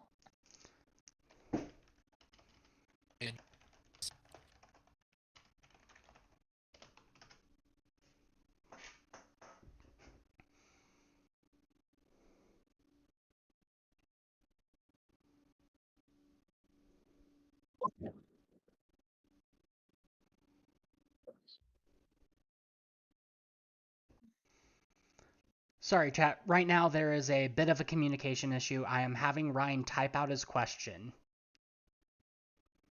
Because he keeps cutting out when he's trying to talk.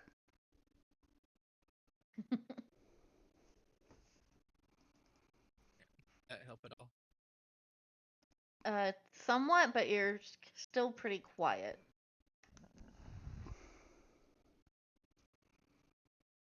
It's better than cutting out.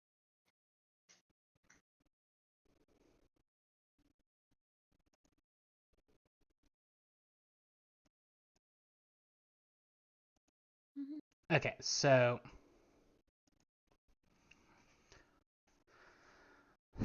Previous question about Move while prone answered. Yeah.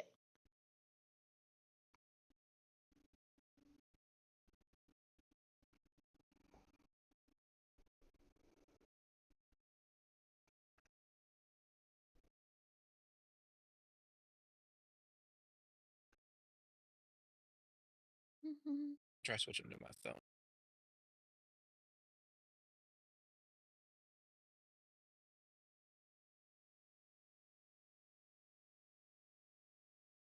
Oh no. He's trying to switch to his phone. Oh, no, no. Cole left the chat, but all I saw was R, so in my brain it was just... Oh. Right. Gotcha.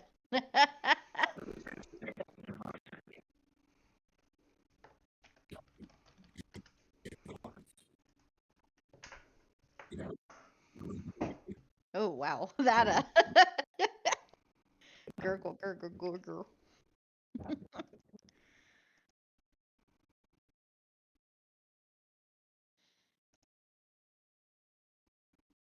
Oh, I'm not raised anymore. I did not have the action to raise my shield.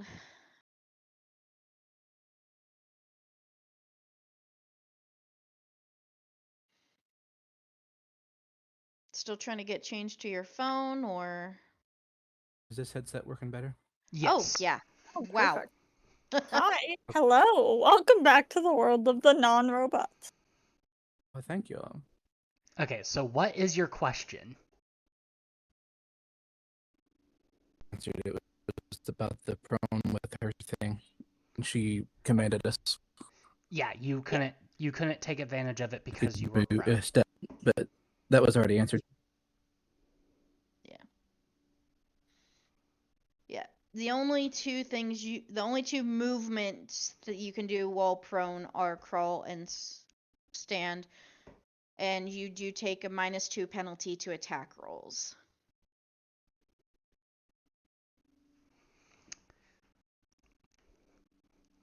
Okay, so Fletcher, it is now your turn again. You see a new human punching the necromancer who has been trying to get at you for the last 3 days. I kind of just sit up in the dome like as much as I can, like looking all prim and proper, trying to just waiting and watching because I want to see the necromancer get its ass kicked. And what'd you say, Jody? Talking's a free action, right? To an extent. Within reason. I was just gonna say Jody's gonna just while punching yell out, "Let the cat go!" Okay, so it is the zombie's turn. And in response, the necromancer is going to go, I've been trying to get it out for the past 3 days! This zombie, no longer able to reasonably reach that, is going to go towards K-Paw and attack him while on the ground.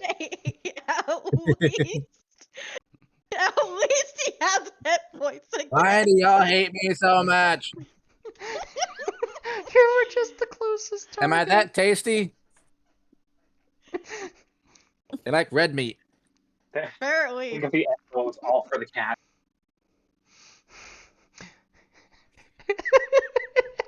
So it reaches down and just yanks you into the air with its fist. You are once again grappled.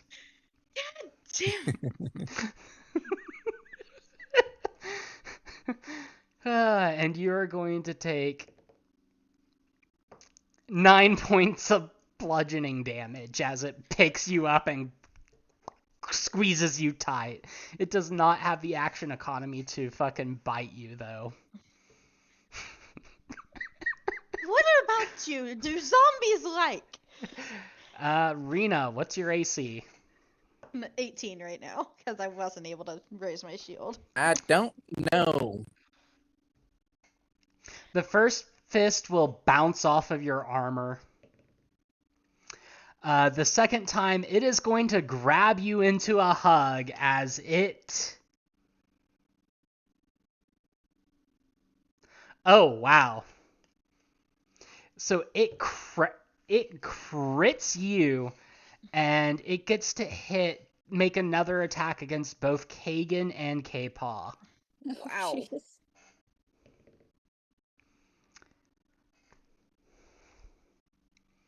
You gotta be kidding me.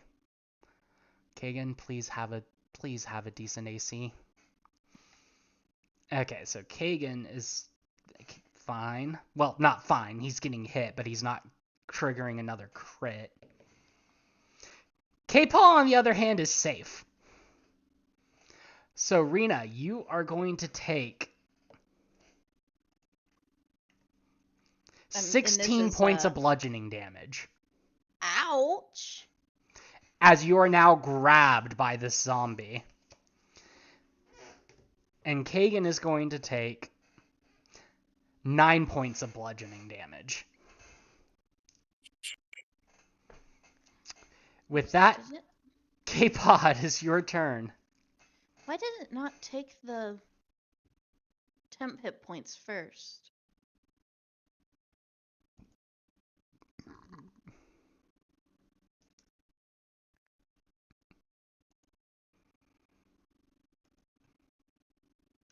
No clue.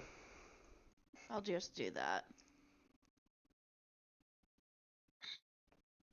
That freaking hurt.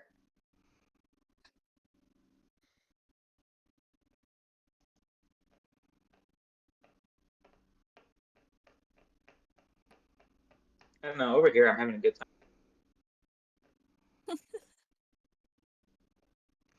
So, I can't use battle medicine on you again, so. well, it's K-Paw's turn. Yeah. And you're the one that's fucking dying. I know.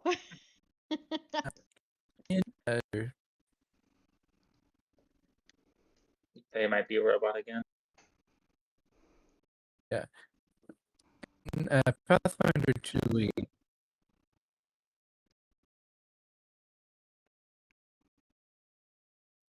Pathfinder 2E. Can y'all hear me? You're roboting You're hard. breaking up again. Yeah, you're breaking up slightly.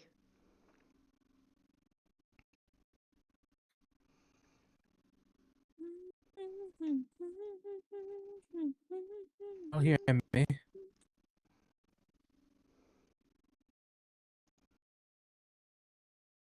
I heard something, I didn't understand it.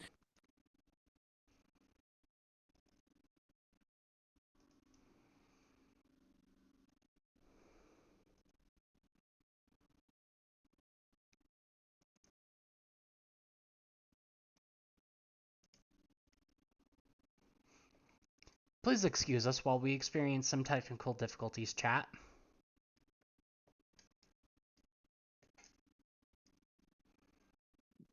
Hear a word from our video sponsor, this fucking cat. Hello.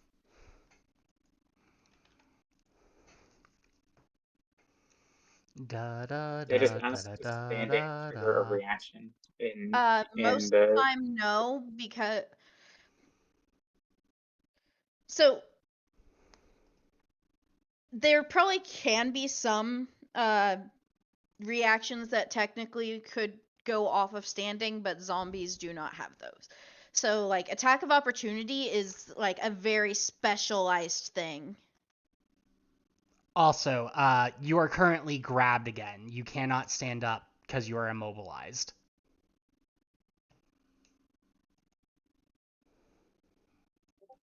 Oh, okay. So I can give you another reaction. Oh yeah. Yeah. For the use of the tactic. Cool. being hugged to death. Oh yeah. In Ryan's defense, you don't usually get grappled as soon as you're brought back from the dead. Yeah. The zombie just really likes him. It's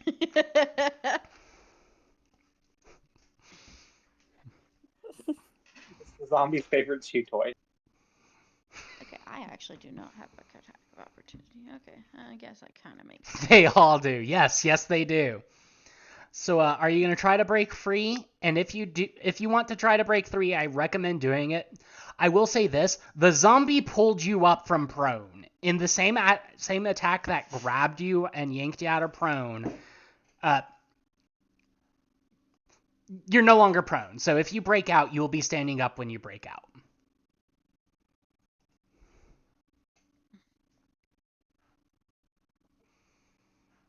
I'm not gonna be that fucking cruel tonight. Honestly, I wasn't intending to be this fucking cruel tonight, but you know. It never fails. The level 1 encounters that I design, if Ryan is a part of the party, he almost always goes, "You gotta be kidding me." Oh my fucking god. That is a failure. You can attempt it again, but it will take the multi-attack penalty. In Ryan's defense, I also left that zombie to go chase for the cat. Yes, you did. But Ryan is still grappled because that is a fucking 6. Plus 6 is 12. Meaning this next roll, he would have to roll a 15 or higher to break free. Do you not have in-person dice, Ryan? Because Roll20 is hating you right now.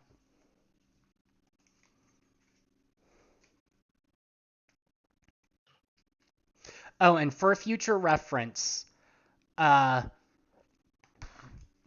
retrieving a stowed item from a backpack and then drinking the item is a separate action. So if you have to like pull out the elixir, it takes 2 actions. 1 to pull it out, 1 to interact with it. Mm.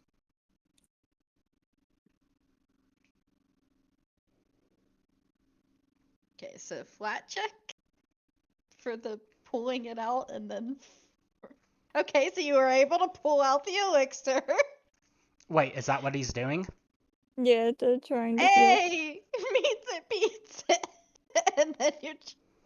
Okay, so you chug your elixir of healing. The elixir of healing is a d6, if I remember correctly. And I'm going to roll that on your behalf, and you're going to heal 6 points of life. Okay, so any dice that is owned or operated by Ryan are fucking cursed. No, he was Yeah, using d20 again. Roll 20, yeah. Yeah. I think y'all need a healer. I think y'all should have looked into that. So what if I told you that is our healer? Yeah, Ryan is the closest thing they have to a healer Oh my currently. god. I'm so glad I'm a part of this party. And you know, he kind of can't use his healing ability at the moment because magic doesn't work. And I've already used battle medicine on him, so I literally can't use battle medicine on him again for the next day. Idiot. I've never met a problem that isn't solved by punching. Okay, Necromancer's turn. He's just gonna look around and he's gonna be like, "Dadgummit, this isn't worth it anymore." So Jody, you're going to see him pull out an amulet, and this amulet is severely black, but you can see that there's pools of red coming at the bottom of this gem, and he goes, "This was supposed to fix all the problems, but instead, it's just making more. I can't use my magic. The only thing that's been working since I've been given this thing is draining that old man's vitality, and even that's taking too long." He just grips it with his hand, and he just slams it into the ground. Jody, make me a reflex save. 16 on the dice. Okay. You are good. But you all are going to see a huge puff of darkness emanate from where the amulet shatters against the ground. It's going to burst outwards, filling the entire cave. It's going to immediately destroy both of these zombies.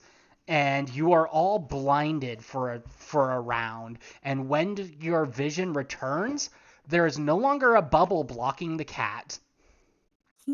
The necromancer is gone, and y'all can feel. And for the spellcasters in the oh yeah, Kagan is gone.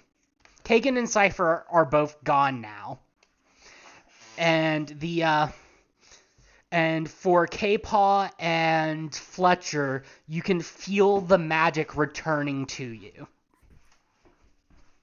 Fletcher just does a big stretch as he gets up on his paws like normal. The bladed weapon on his tail is just kind of waving back and forth as he stands up. That was very unpleasant. I'll It- just start patching myself up. the barrier is down, Why right? do my medicine checks love me? Like, I'm not Barrier is down. complaining, but that's When a you 25. say patching yourself up, are you doing a 10-minute or a battle medicine? I'm gonna do the 10-minute, since there's nothing around right now other than the cat. Ocean's bomb on self is Yep. the next. Can I have access to my token now, or am I stuck on map layer forever? You're not on map layer. I might. No, you should have access to it. Can you not move your token? I cannot. No, I cannot indeed. Okay. Also, The yes, barrier is the down, bubble. right? Yes, Okay. Fletcher is a free cat. Joey is going to try attempts to pick you up.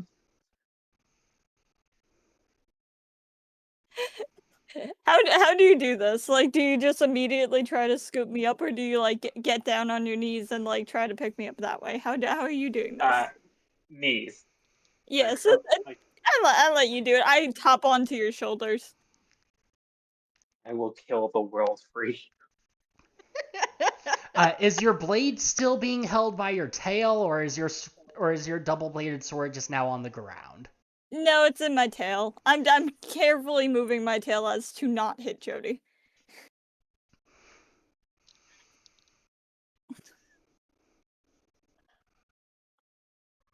Jody will just walk back to the group and just Brunhilde has just sat herself on the freaking floor and is literally just patching herself up. Are you still injured even after patching yourself up? It No. takes 10 minutes to 100 patch yourself up. Yeah. Shit. It takes 10 minutes for me to do this, so she's just working at it. And no, I will not be, by the way. so as she's walking back to you guys, her gaze goes off of Fletcher and then looks at you guys and go, wait, what happened to you guys? Real quick, is Ryan waiting for me to roll the healing on himself? And if so... Oh, it said in the group 4 chat it was HP. 4. Okay.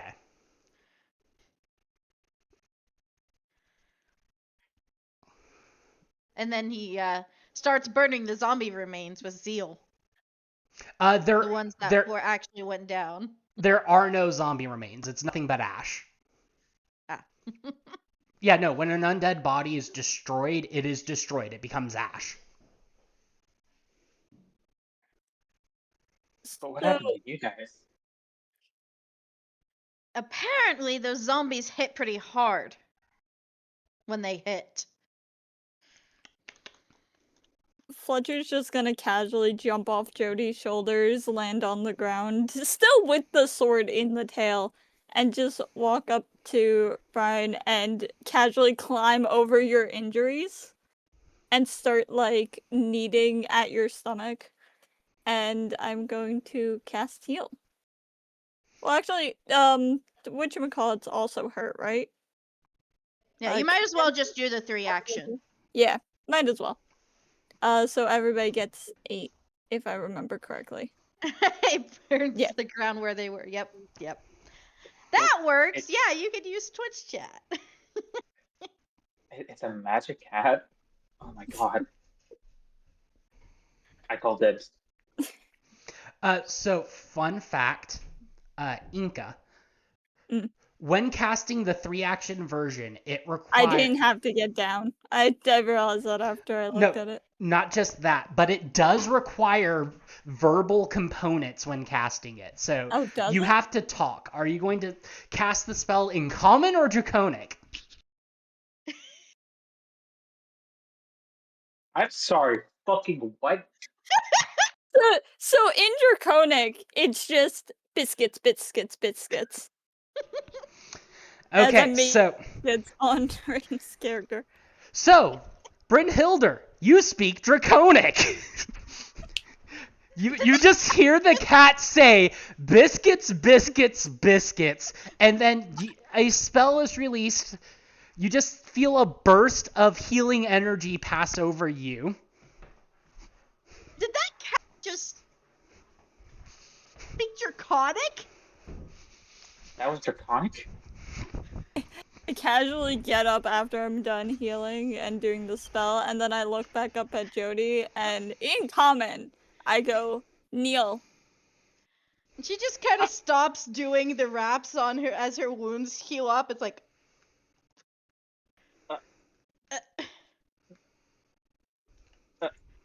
Kneel. Just in awe to still like go down.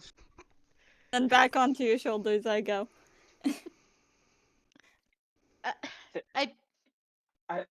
I'm not dreaming, right? Would you like to be? What do you mean by that? That sounds ominous. You just hear a soft purr. You don't get an answer to that question.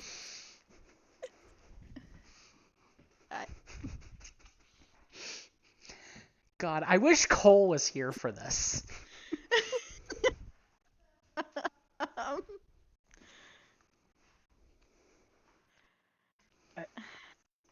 I'll just talk to the magic users and just go, is this normal? Skin has just disappeared, so the second magic user disappeared along with the zombies and the necromancer. Dragon Lady woke me from my nap is what arcane check. Okay. Arcana check. Roll it. Let's see. Pause Arcana is a +1.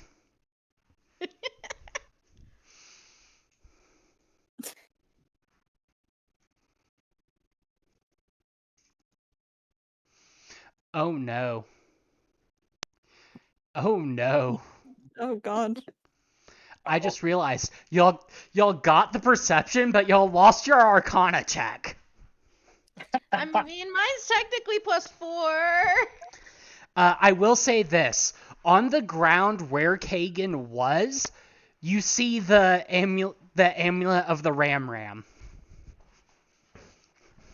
Oh, right.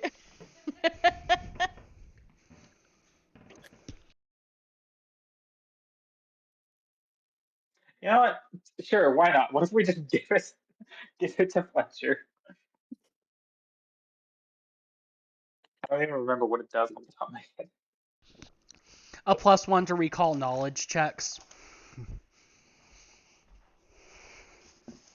Yeah, I think that'd be good for a cat that we don't know with.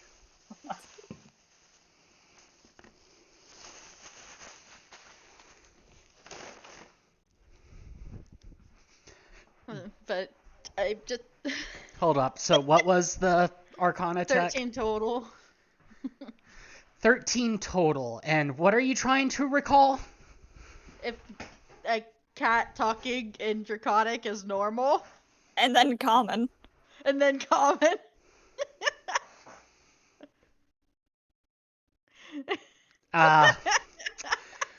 By even the wildest stories you have heard, that would not be normal. Honestly, I would give that to you without a fucking check. Overall cat check.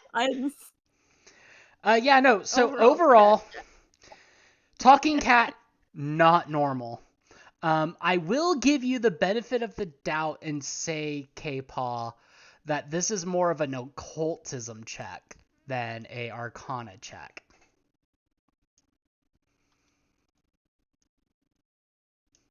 And I'll allow the same check to Brynhilder if she is wanting to make that roll. I'm pretty sure I'm trained in occultism, so You are. it's a 19 on the die. So that's a 26. That's a 26. So Brynhilder, you're going to remember a story that your uncle told, that your uncle, the current Chaucer, once told you, about how some animals will awaken to sentience and gain the ability to behave as if they were, well, people.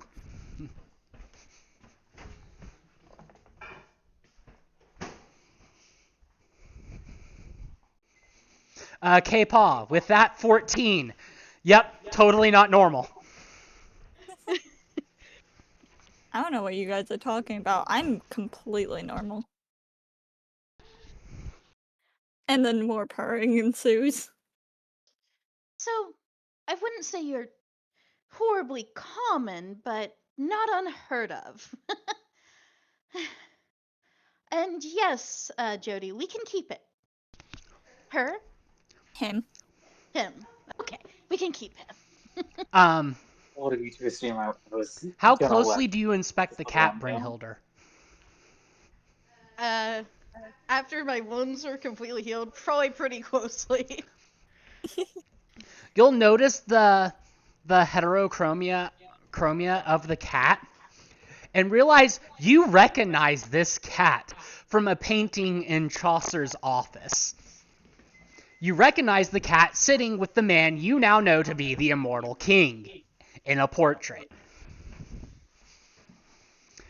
A portrait you know to be 500 plus years old at least. I think that information makes the "is this a cat you can own" question so much funnier in retrospect. Okay, I think we may be able to take him with us, but you look oddly like the Immortal King's cat. You know the name Fletcher. Fletcher. You look oddly like Fletcher. Because I am, darling. Also, no, you can't own me. I do have an owner by your society's standards. Though in my terms, I believe that I own him. So I did not say that we would own you. One does not own your an friend did. Ah. Your friend asked if. Sorry, I did not see that. I don't know names of you guys yet. Very apology for being your friend, but in that sense. But yes, that's me. I'm so glad you heard me. That makes this so much easier. Just give me a moment. And I am going to clarify, though you do know who Fletcher is via the painting, and you do know of awoken animals, you did not know that Fletcher was an awoken animal when you learned of them through the painting.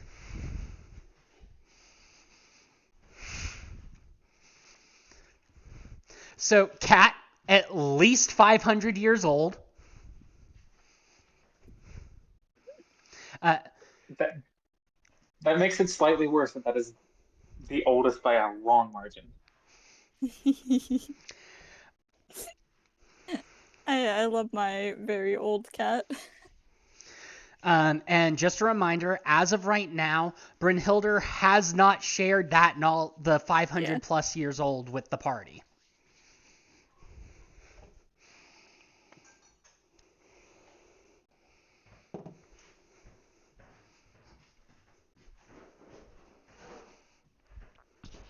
Well, while you ponder that, I will look around for what are these cats like? String? You're looking for what? String?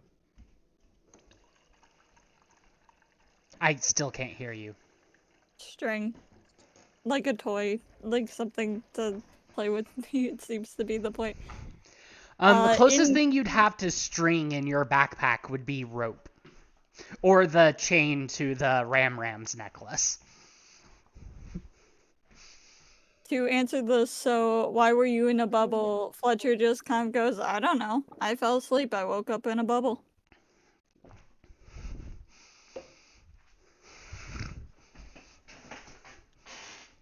Probably has something to do with the wizard.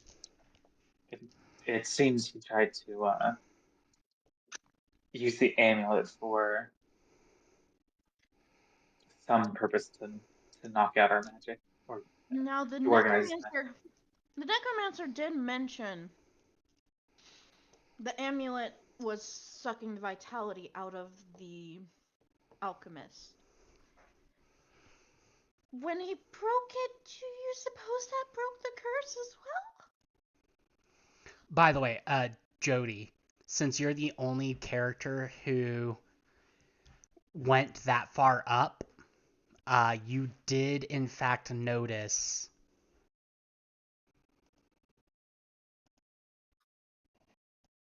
a tunnel in the back of the cave. Oh.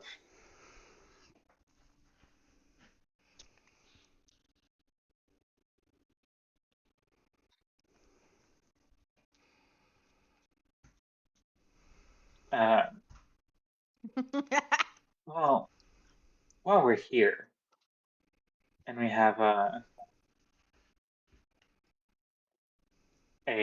special guest, you guys want to explore further? Maybe find something interesting to sell?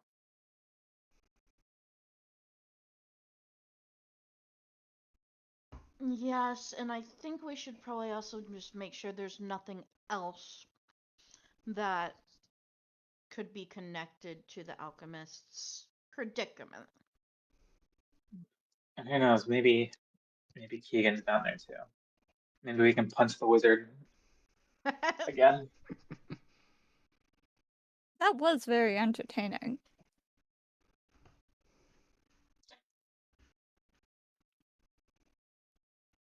You know what? Maybe the king does have some taste.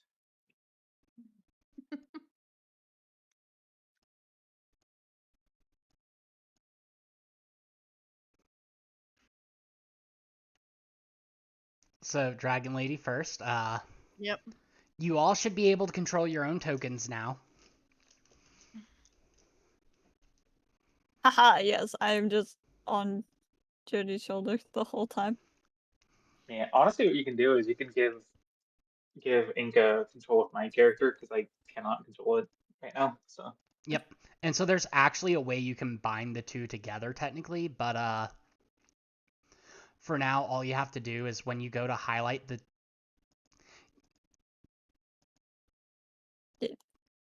But yeah, just control the rogue and we'll assume you're on top of the rogue.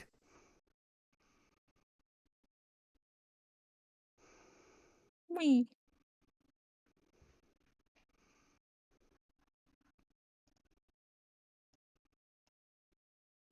Hey, look, whole thing.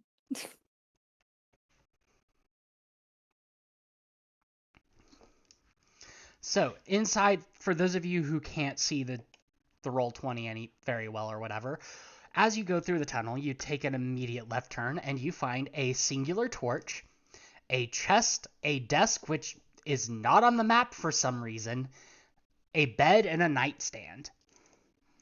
The chest appears closed. On the desk there is a singular journal with an inkwell and a quill. And on the nightstand there is a wine glass and a wine bottle. Dear God, I forgot the word bottle. Mode. Hey, Kat, do you want to learn a new skill? Sure. I'm gonna head over to the chest. Is it locked? I knew it. I don't know. Roll me a perception check. Can I also roll a 17. perception check? Yes, you may. Was that 18 that I heard or 17 17? on the dice. I don't know. I think my perception is 5. Yeah, Yep. same as mine. Because you are So expert. you get a 22. What are you rolling? What'd you roll, Fletcher? I rolled a 23. Okay, right, because you actually have access to your sheet. Okay. Yes. The chest appears to be untrapped.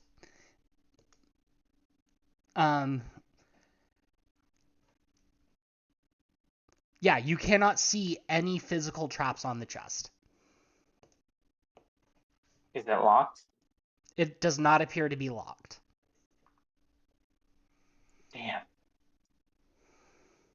I wanted to teach the cat how to pick a lock.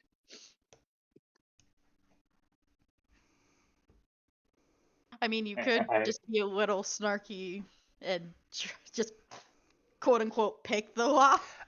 K-Paw, you see what appears to be a burning butterfly circle your head and then go towards the pond in the cave.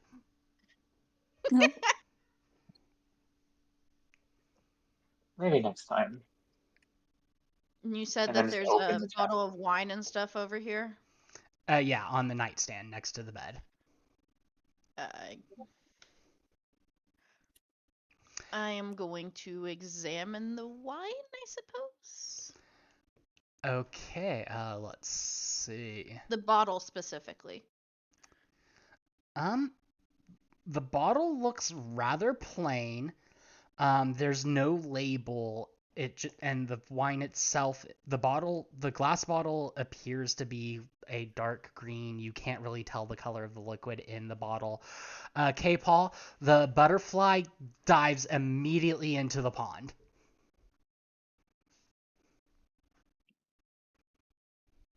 And then I will like. Oh no!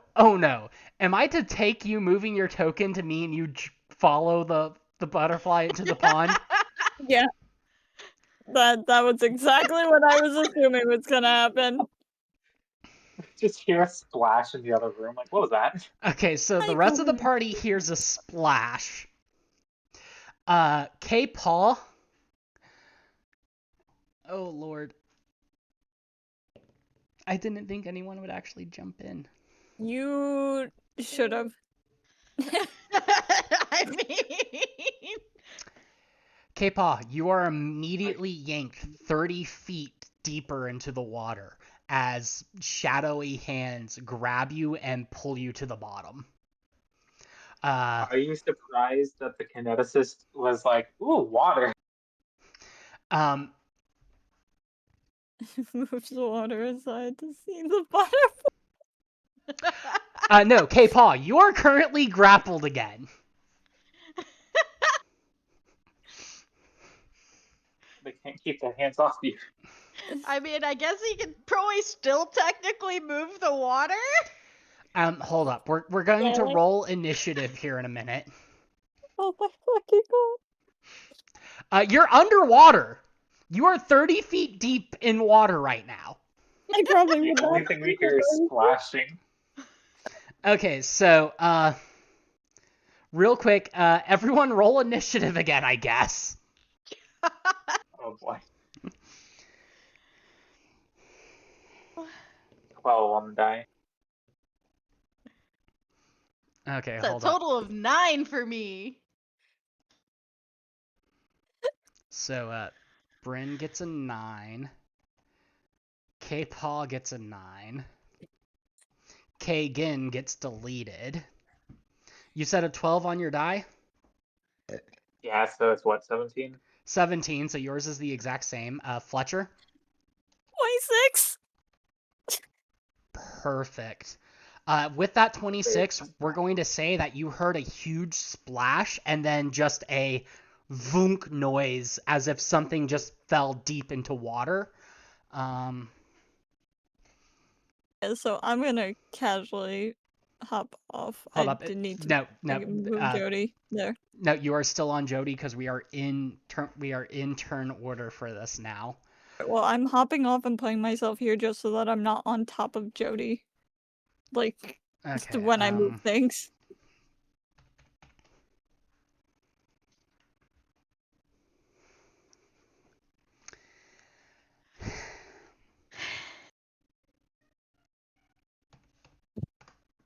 You know what? I don't take this as a what is your fault cell at the current moment.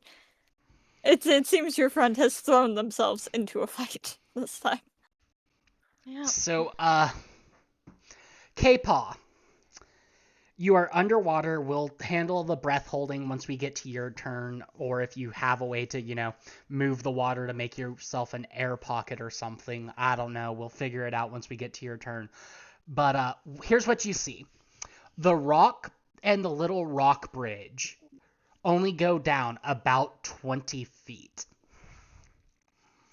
You are currently being held by shadowy hands that have just grabbed hold of you. As soon as you touched the water, they just yanked you in. And you're 30 feet underwater right now. And the shadowy hands seem to descend another 30 or so feet towards the center underneath this rock, underneath the rocky island thing. And when you see the base of the shadowy hands, you see that it's coming from what appears to be a tree. And the hands are going to attempt to yank you even further in. Okay, so you're pulled down another 10 feet towards this tree. With that, it is now Fletcher's turn. And I'm just going to do this real quick. Goodbye. Yeah, Fletcher's gonna hop down and just kind of skedaddle around the corner. And I only have 20-foot movement, so I can't really. Okay, so any in further. Pathfinder Right. 2nd Edition, the action economy is different than D&D. Oh, You is get it? 3 actions per turn, and multiple different things will consume an action. So striding, which is moving up to your move speed, is 1 action, and you can stride more than once a turn without penalty. So you could stride 3 times as your turn. I'm gonna stride 2 times because I don't care much to get too close to the water.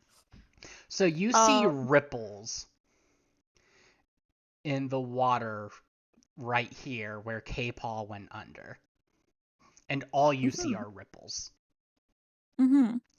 Mm-hmm. I need you to roll me a general... How much would you have been paying attention over the last 3 days? Like half and half. Like the usual. I was spending more time antagonizing the. Okay, so I'm going to say I need you to roll me a necromancer. flat DC 15 check then. Well, that's a 19, so. Perfect. So, over the past 3 days, in between his attempts to get you out of the bubble, you remember the necromancer talking about a shadowy creature that lives in the pond that will yank anything under. He suspects the corruption of a Fey tree to be the source, but without his magic, he hasn't been brave enough to test it himself. You know he has pushed a couple of zombies in the water, and that they just immediately, as soon as they touched the water, they were grabbed by shadowy hands and just yanked underneath. Mm-hmm. Mm-hmm. Mm-hmm. That's terrifying.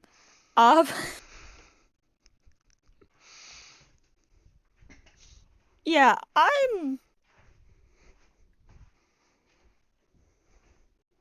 What is with your luck, Ryan? Oh lord.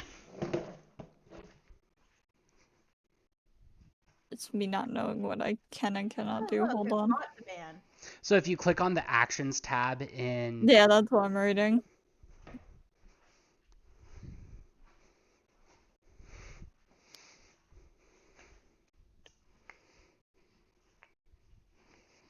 And see, this is why we needed Cole, because Cole would have kept an eye on K-Paw. Yeah.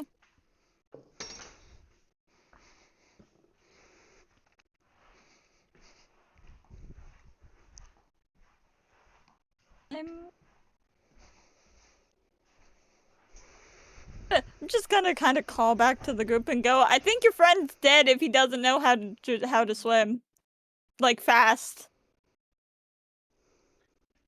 I think he'll be fine. And then just look over at Brunhilde. It's like he can swim, right? Don't know. I just met him myself. Shit. Babe, there's Maybe a bot in not. chat to ban. Yeah, I said that. When? Apparently it didn't come through the mic, so as I said, hey, a bot to ban. I heard it. I heard it. Okay. So Jody, it's officially your turn. I'll run over to Fletcher and just I don't know how many actions that takes. For Two, I think. you, it's going to take 2 actions to get to Fletcher / the water's edge. Yeah. I'll get there and just go. To Fletcher or the water's edge. Fletcher. I'm not touching that water. And just start looking in my bags like, would rope work? Don't think so. You are high wisdom. Yes. Oh, you think a Oh, rope would it? would work. Okay, then yes. A rope would work, probably, if he could grab it. Then I would pull out the rope as my final action. Okay. K-Paw. Can't use it yet. Actually, hold up. Who has the higher perception between K-Paw and Brynhilder? Bryn, it is your turn.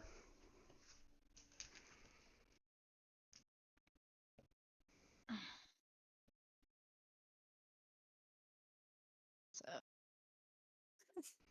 choose.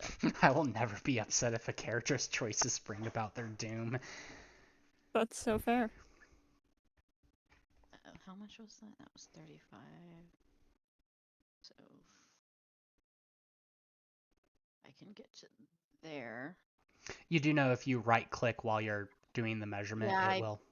Okay. Well, it's just automatic on my token to have the measurements apparently, so. Yeah, it still works. Okay.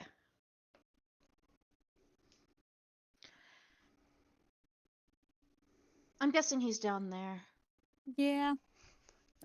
Yeah, you can still see the water rippling right here.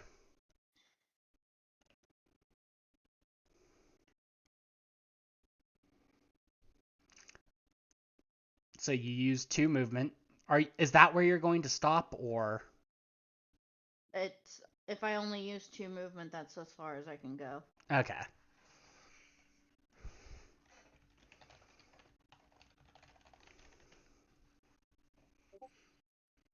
Unless any of you guys are swimmers. This is the best we got. He's just holding up the rope. I think I've got a grappling arrow in my stuff here. Yes.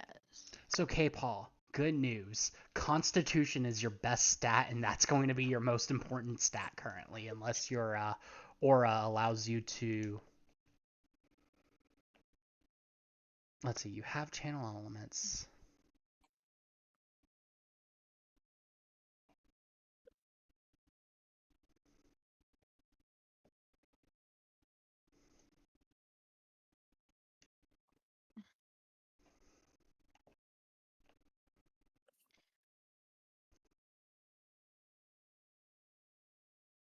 Also, I accidentally hit my keyboard and it started a fight in Cleric Obscura, and now all I hear is the music from that game. Yeah, I was about to say, base kinesis, you can technically create an air bubble around your head by pushing away all the water.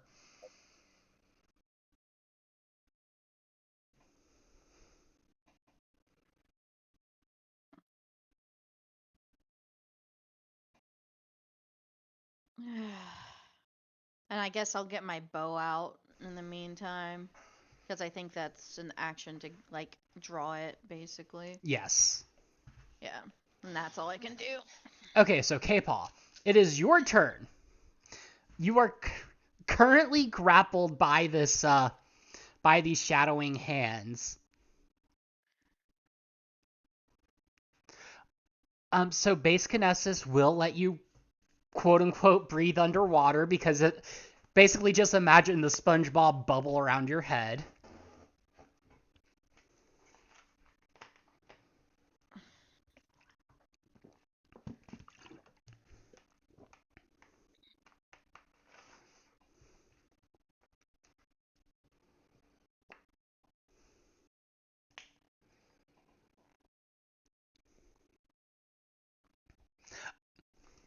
Hold up.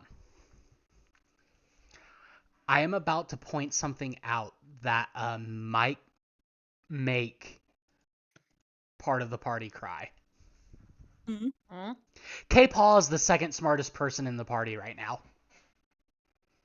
Yeah. That's fine. Probably. Says the dumbest person in the party. That's probably fine. Okay, so he's using the. Okay. I You would now think have a about that. bubble of air around your head. You can see that the tree is... You can tell it used to be ethereal blue, like the lighting above in the cave, but parts of it have become ichor black.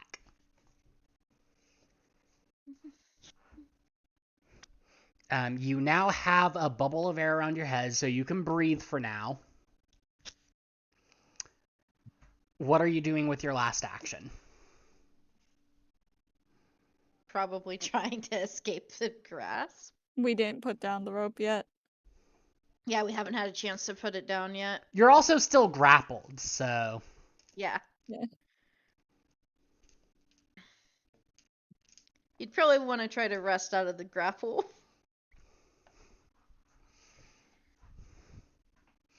Okay, roll an escape check.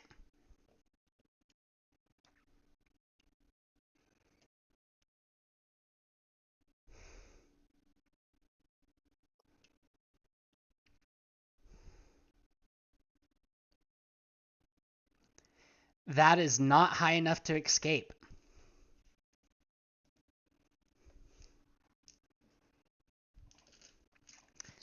I have a feeling you might need to get K-Paw some sort of item that helps against grapples. Perhaps.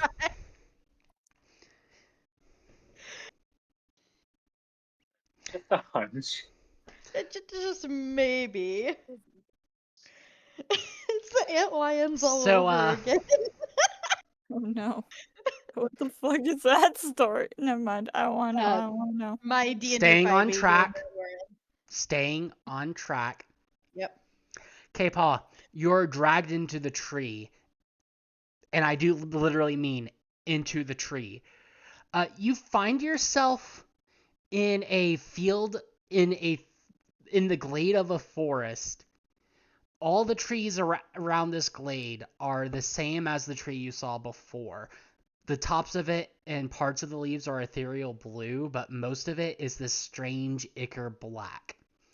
You're no longer surrounded by water. And there is a shadowy figure before you that just glares at you.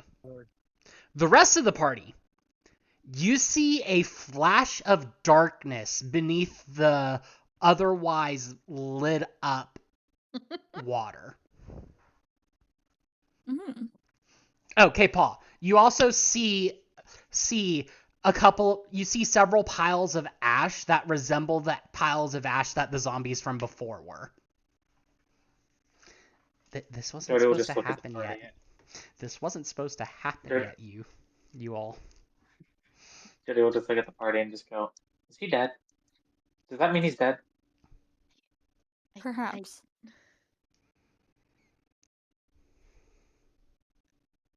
I don't know. Well, I'm not going in there to check. Yeah, this armor is not made for swimming.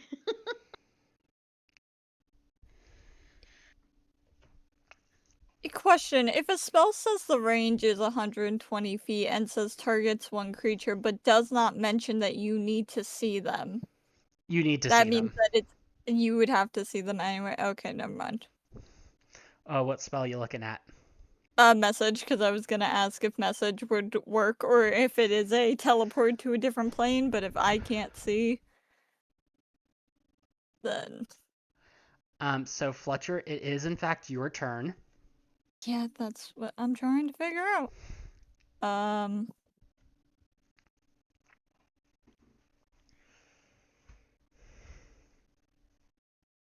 was probably told not to let people who take me on adventures die, and as annoyed as I am right now, I'm gonna jump in the water.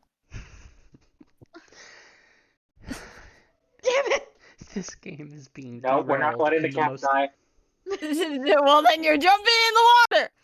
So, potentially bad DMing aside, y'all were meant to come back here eventually. Y'all weren't meant to jump in now! Yeah, well, one of them's in the water, and there's no way of getting them out without getting in the water. You're not under there, we're pretty sure. Okay, so Fletcher, as soon as you jump into the water, you are immediately grabbed and yanked to the tree. Yeah, I kind of just let it happen. There is no just kind of letting it happen. That was a nat 20 on their grapple check. Yeah, and... that was the luck is on my side. I wanted to go in the tree. So I will allow the retcon for this to happen, but Ryan as the player is asking with the rope.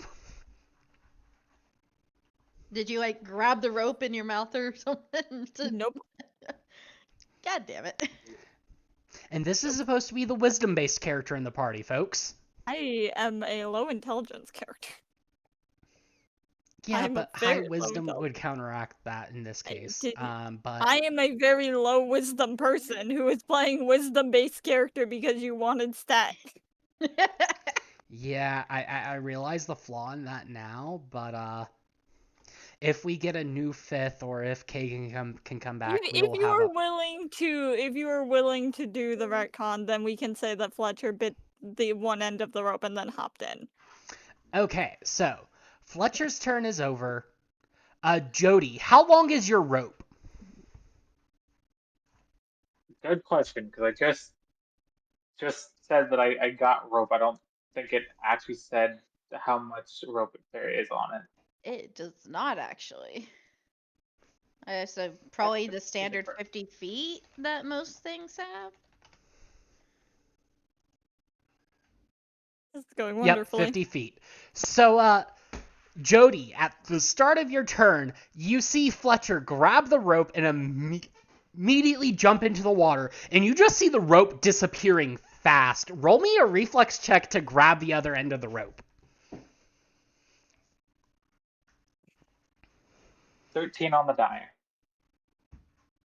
Okay, so you manage to grab the other end of the rope, and when you do, Fletcher, as you are dragged into the tree, Bryn, all you see is a dark flash from the water, following the rope, and enveloping Jody. And Jody, Fletcher, you are now in a glade. You're in the same glade that I described before. Fletcher, you still have the rope in your mouth. Jody, you still have the rope in your hands. There's K-Paw, there's Zombie Ash all over the glade, and there's a weird shadowy figure that doesn't seem to have a solid form.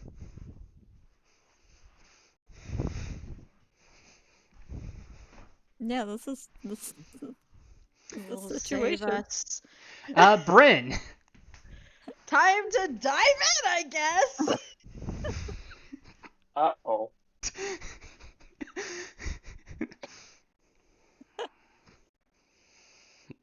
Okay, so you dive in, I guess.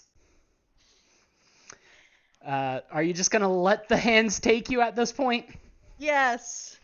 Okay. So Bryn appears in the glade as well.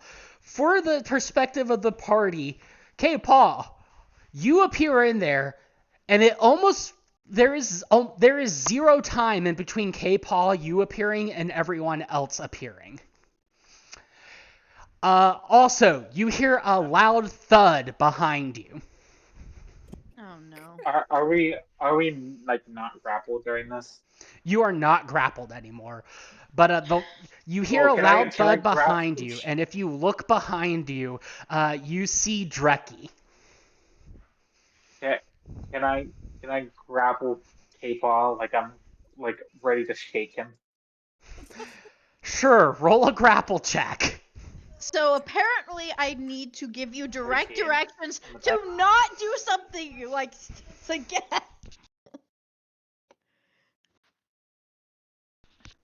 It was a If 13 we on the die. survive this. Okay, 13 on the die.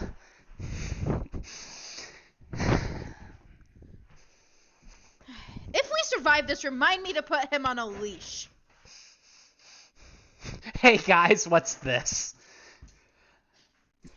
Presumably that's about the shadowy thing, and you look behind you and see Dreki, Brynhilder's Drake. Does the grapple succeed? I'm looking up the rolls on grapple real quick. Attempt an athletics check against the target's fortitude DC. Let's see. Your character is not trained in athletics. Oh, is trained in athletics. So 13 on the die, you said? Yeah, so whatever. Yeah, you successfully grab. K-Paw, you're once again grabbed. Seems to be a running I'll just trend. start shaking him like, what on earth are you doing? Since this is no longer a combat scene, I'm going to bring us back to just chatting. Back to the roleplay table. It doesn't mean you jump in.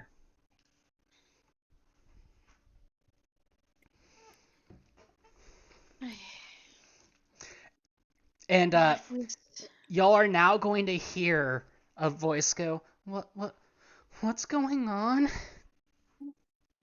Now the girl was brought here too. Do you look towards the direction of the voice? Yes. Yeah.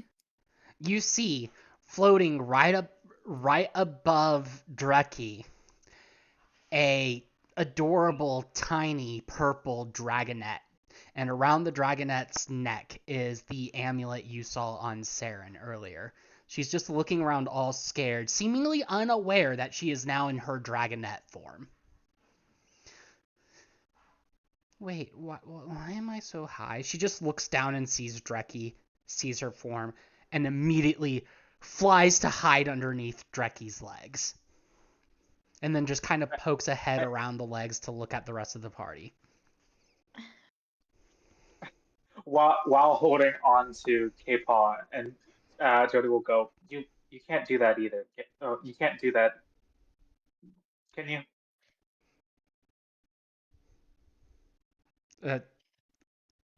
Who is that directed to? K-Paw. Like, I just imagine like Jody shaking him, and all of a sudden a random fucking like dragon creature like starts talking like Sarah, and I'm like, you can't transform like that, can you?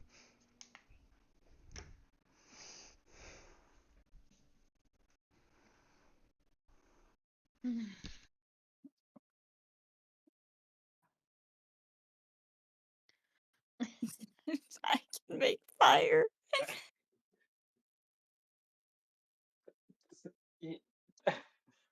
She'll like I want. put you down and like tap your head. Not what I meant, but okay. I don't know exactly how we got here. Especially you and Dreki. You're just gonna completely phase over the fact that she's now a dragonette. I also don't know why you appear as you do. She'll kind of stutter a second, go, well, I promise not to be mad. You can't ask a person that. I didn't ask anything. Why can't I ask if you promise not to be mad? And she kind of No, shrinks no. behind. No, I think it. Oh no, I think- know what Jody means, but I am saying. No, I'm trying to talk as Fletcher and I'm too busy laughing. I'm sorry. We were pulled into an ugly tree, and then Fletcher would pipe up a fey tree, most likely corrupted. Very corrupted. You can hear sniffles and crying from behind Drecky's leg. Why would I be angry? If I'm angry with anyone, it's the idiot that jumped into the water. Which one? The first one! I am not an idiot. I I say full confidence. I will say out of character, and most of the party would have the common sense to come to this conclusion one way or the other, that right now Saren is kind of scared of Jody with the way Jody said you can't ask that. What did I do? Do you want to know out of character what you did? No, that's what my character says.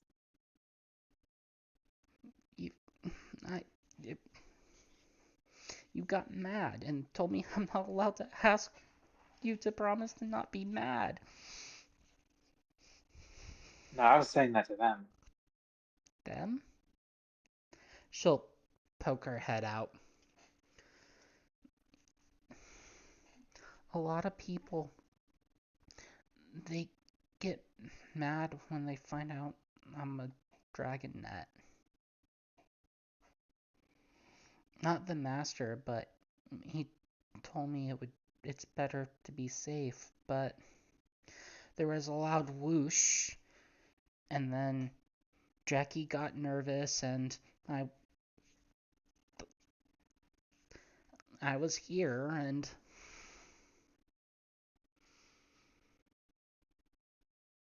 and she just starts crying. One of you deal with this. I'm not great with kids. Fletcher's just gonna casually walk over, slip underneath, and just lay on her and start purring. Well, lay underneath. She is currently in the air. If there is a way up, I would get there, but I cannot fly. I'm swiping at the air, trying to. No, she's jump. not terribly above you, but she is.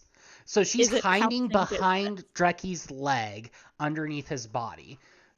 So you could, in theory, pounce on her, but I would require an acrobatics check for that. Hell yeah. I'm so good at this, totally.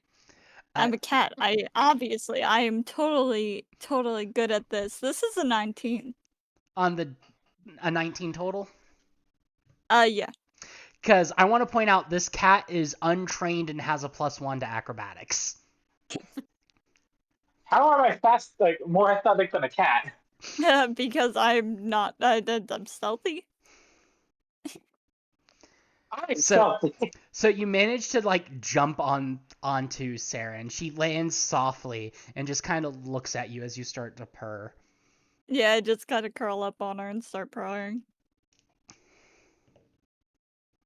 She stops crying but is still sniffling and going, You're not mad? And in Draconic, I go, I would never be mad. And then I go back to purring. Oh, right. I forgot about that. Oh, right. I forgot. As soon as you go underneath and do this, Dreki flips the fuck out. Understandable. What, do they not have cats? Dreki will leap up into the air and leap a solid 40 feet back, and then just start trembling. You never told me, babe. Dreki, male, female? Male. And Dreki is trembling himself. Like, you've ever seen a big dog be barked at by a chihuahua and it just starts shaking itself?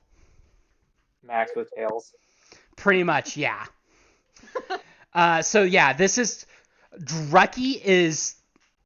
Like, for lack of a better term, you would say Dreki is terrified of Fletcher. Saren, you just see a dawn of realization come across Saren, and the tears stop completely. So K-Paw is keeping the K-Paw, there are no clothes. This is a dragonette, aka a tiny dragon. There are no clothes involved anymore.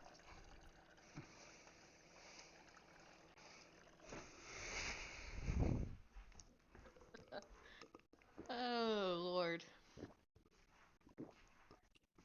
Not how I pictured the scene going out happening in a corrupted Feywild, but okay. Okay. Get our bearings.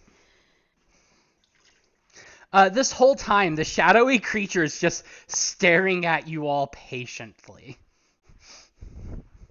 At least it's being patient. She'll turn her. It's like, okay. My dragon is terrified of a cat. We are in some strange, corrupted tree.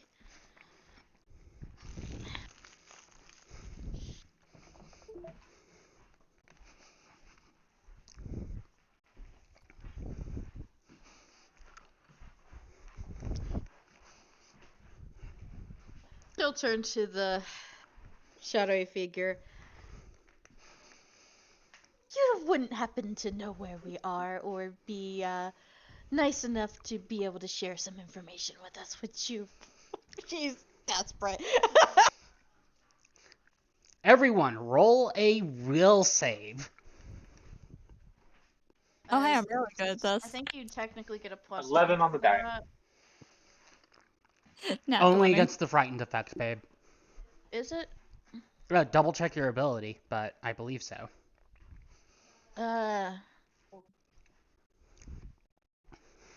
Plus 1 bonus to will saves and DCs against fear effects. So I'm guessing will saves and DCs are one thing. Mm-hmm. Okay, so just fear effects. Okay, never mind. It's a 23. Okay, 23. What do you say, Jody? 11 on the die.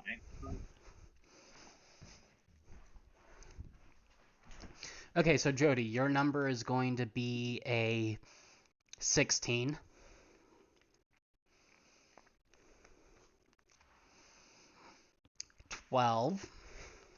Fletcher? Nat 20 plus 9. Okay. Do any of y'all speak Not well. Sylvan? Nope. Let me make sure Sylvan is in fact the language in this name for this game. I'm pretty sure I would not. I have Common, Draconic, Dwarven, Elven, Goblin, Empyrean.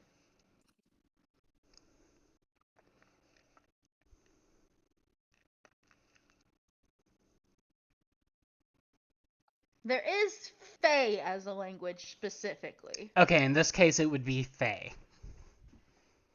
I do not speak that language. Okay, so all of y'all hear is this horrible screeching noise. And anyone who rolled below a 20 takes Right. I keep forgetting I have to roll this, so I have to stop walking away from my computer.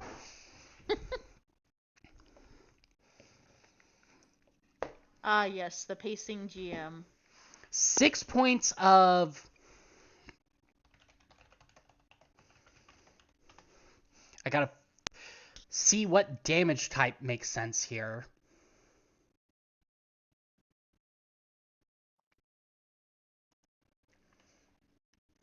Mental, maybe? You all take 6 points of spirit damage, and your ears begin to bleed. Fletcher, with that nat 20, you take no damage. You're immune to taking damage from this for the next 24 hours. And you realize that while you can't understand what it's saying, it's some sort of plea for help. Oh. And if Can we you please just not got let that above thing a talk 20, again? it just take no damage, or... Yeah, if you pass, you just take no damage. Okay, Wait, no, sorry, you take half. so 3. Can we please not It make stops that thing talk talking, again? and then it's... And the two glowy red things that you can assume are its eyes just zero in on Fletcher at this point. Seemingly aware that Hey, Fletcher kinda understood. Hey, whoa, that's our cat. No. It's asking for help. I don't know exactly what it's saying it wants help with, but it wants has help. probably not been 10 minutes yet. Since my treat wounds got interrupted with being actually With healed. Yeah.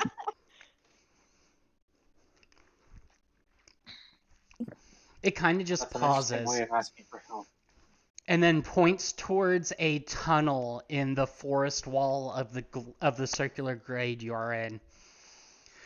Almost as if beckoning for y'all to go forward. And that is where we're going to call it for today, because I now have to completely rescale this level 12 encounter. Fair. Oops. All this because of a butterfly. All of this All because this of because a of nat a nat one. 1 perception check. I fucking love it.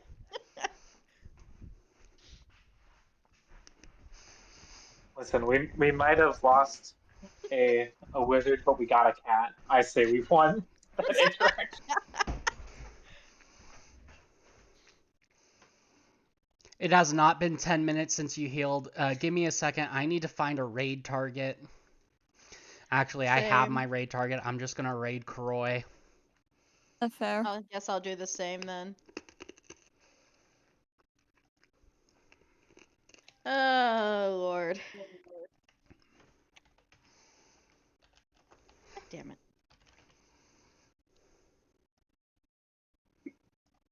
And there are my raid messages. Use the snowflakes if you're subbed, or the wings work if you're not.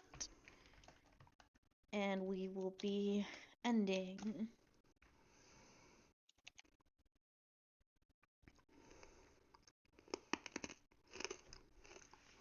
I'm a horrible I do find streamer. it I very still don't have a raid message, but be kind. Kroy is a dear friend of mine, and I am a mod in Kroy's chat. So if you aren't kind, I'm going to punk you in both of our streams. But I thank you all for being here. I will put out notifications on when we are meeting again, because the next 2 weeks are both technically holidays, so we'll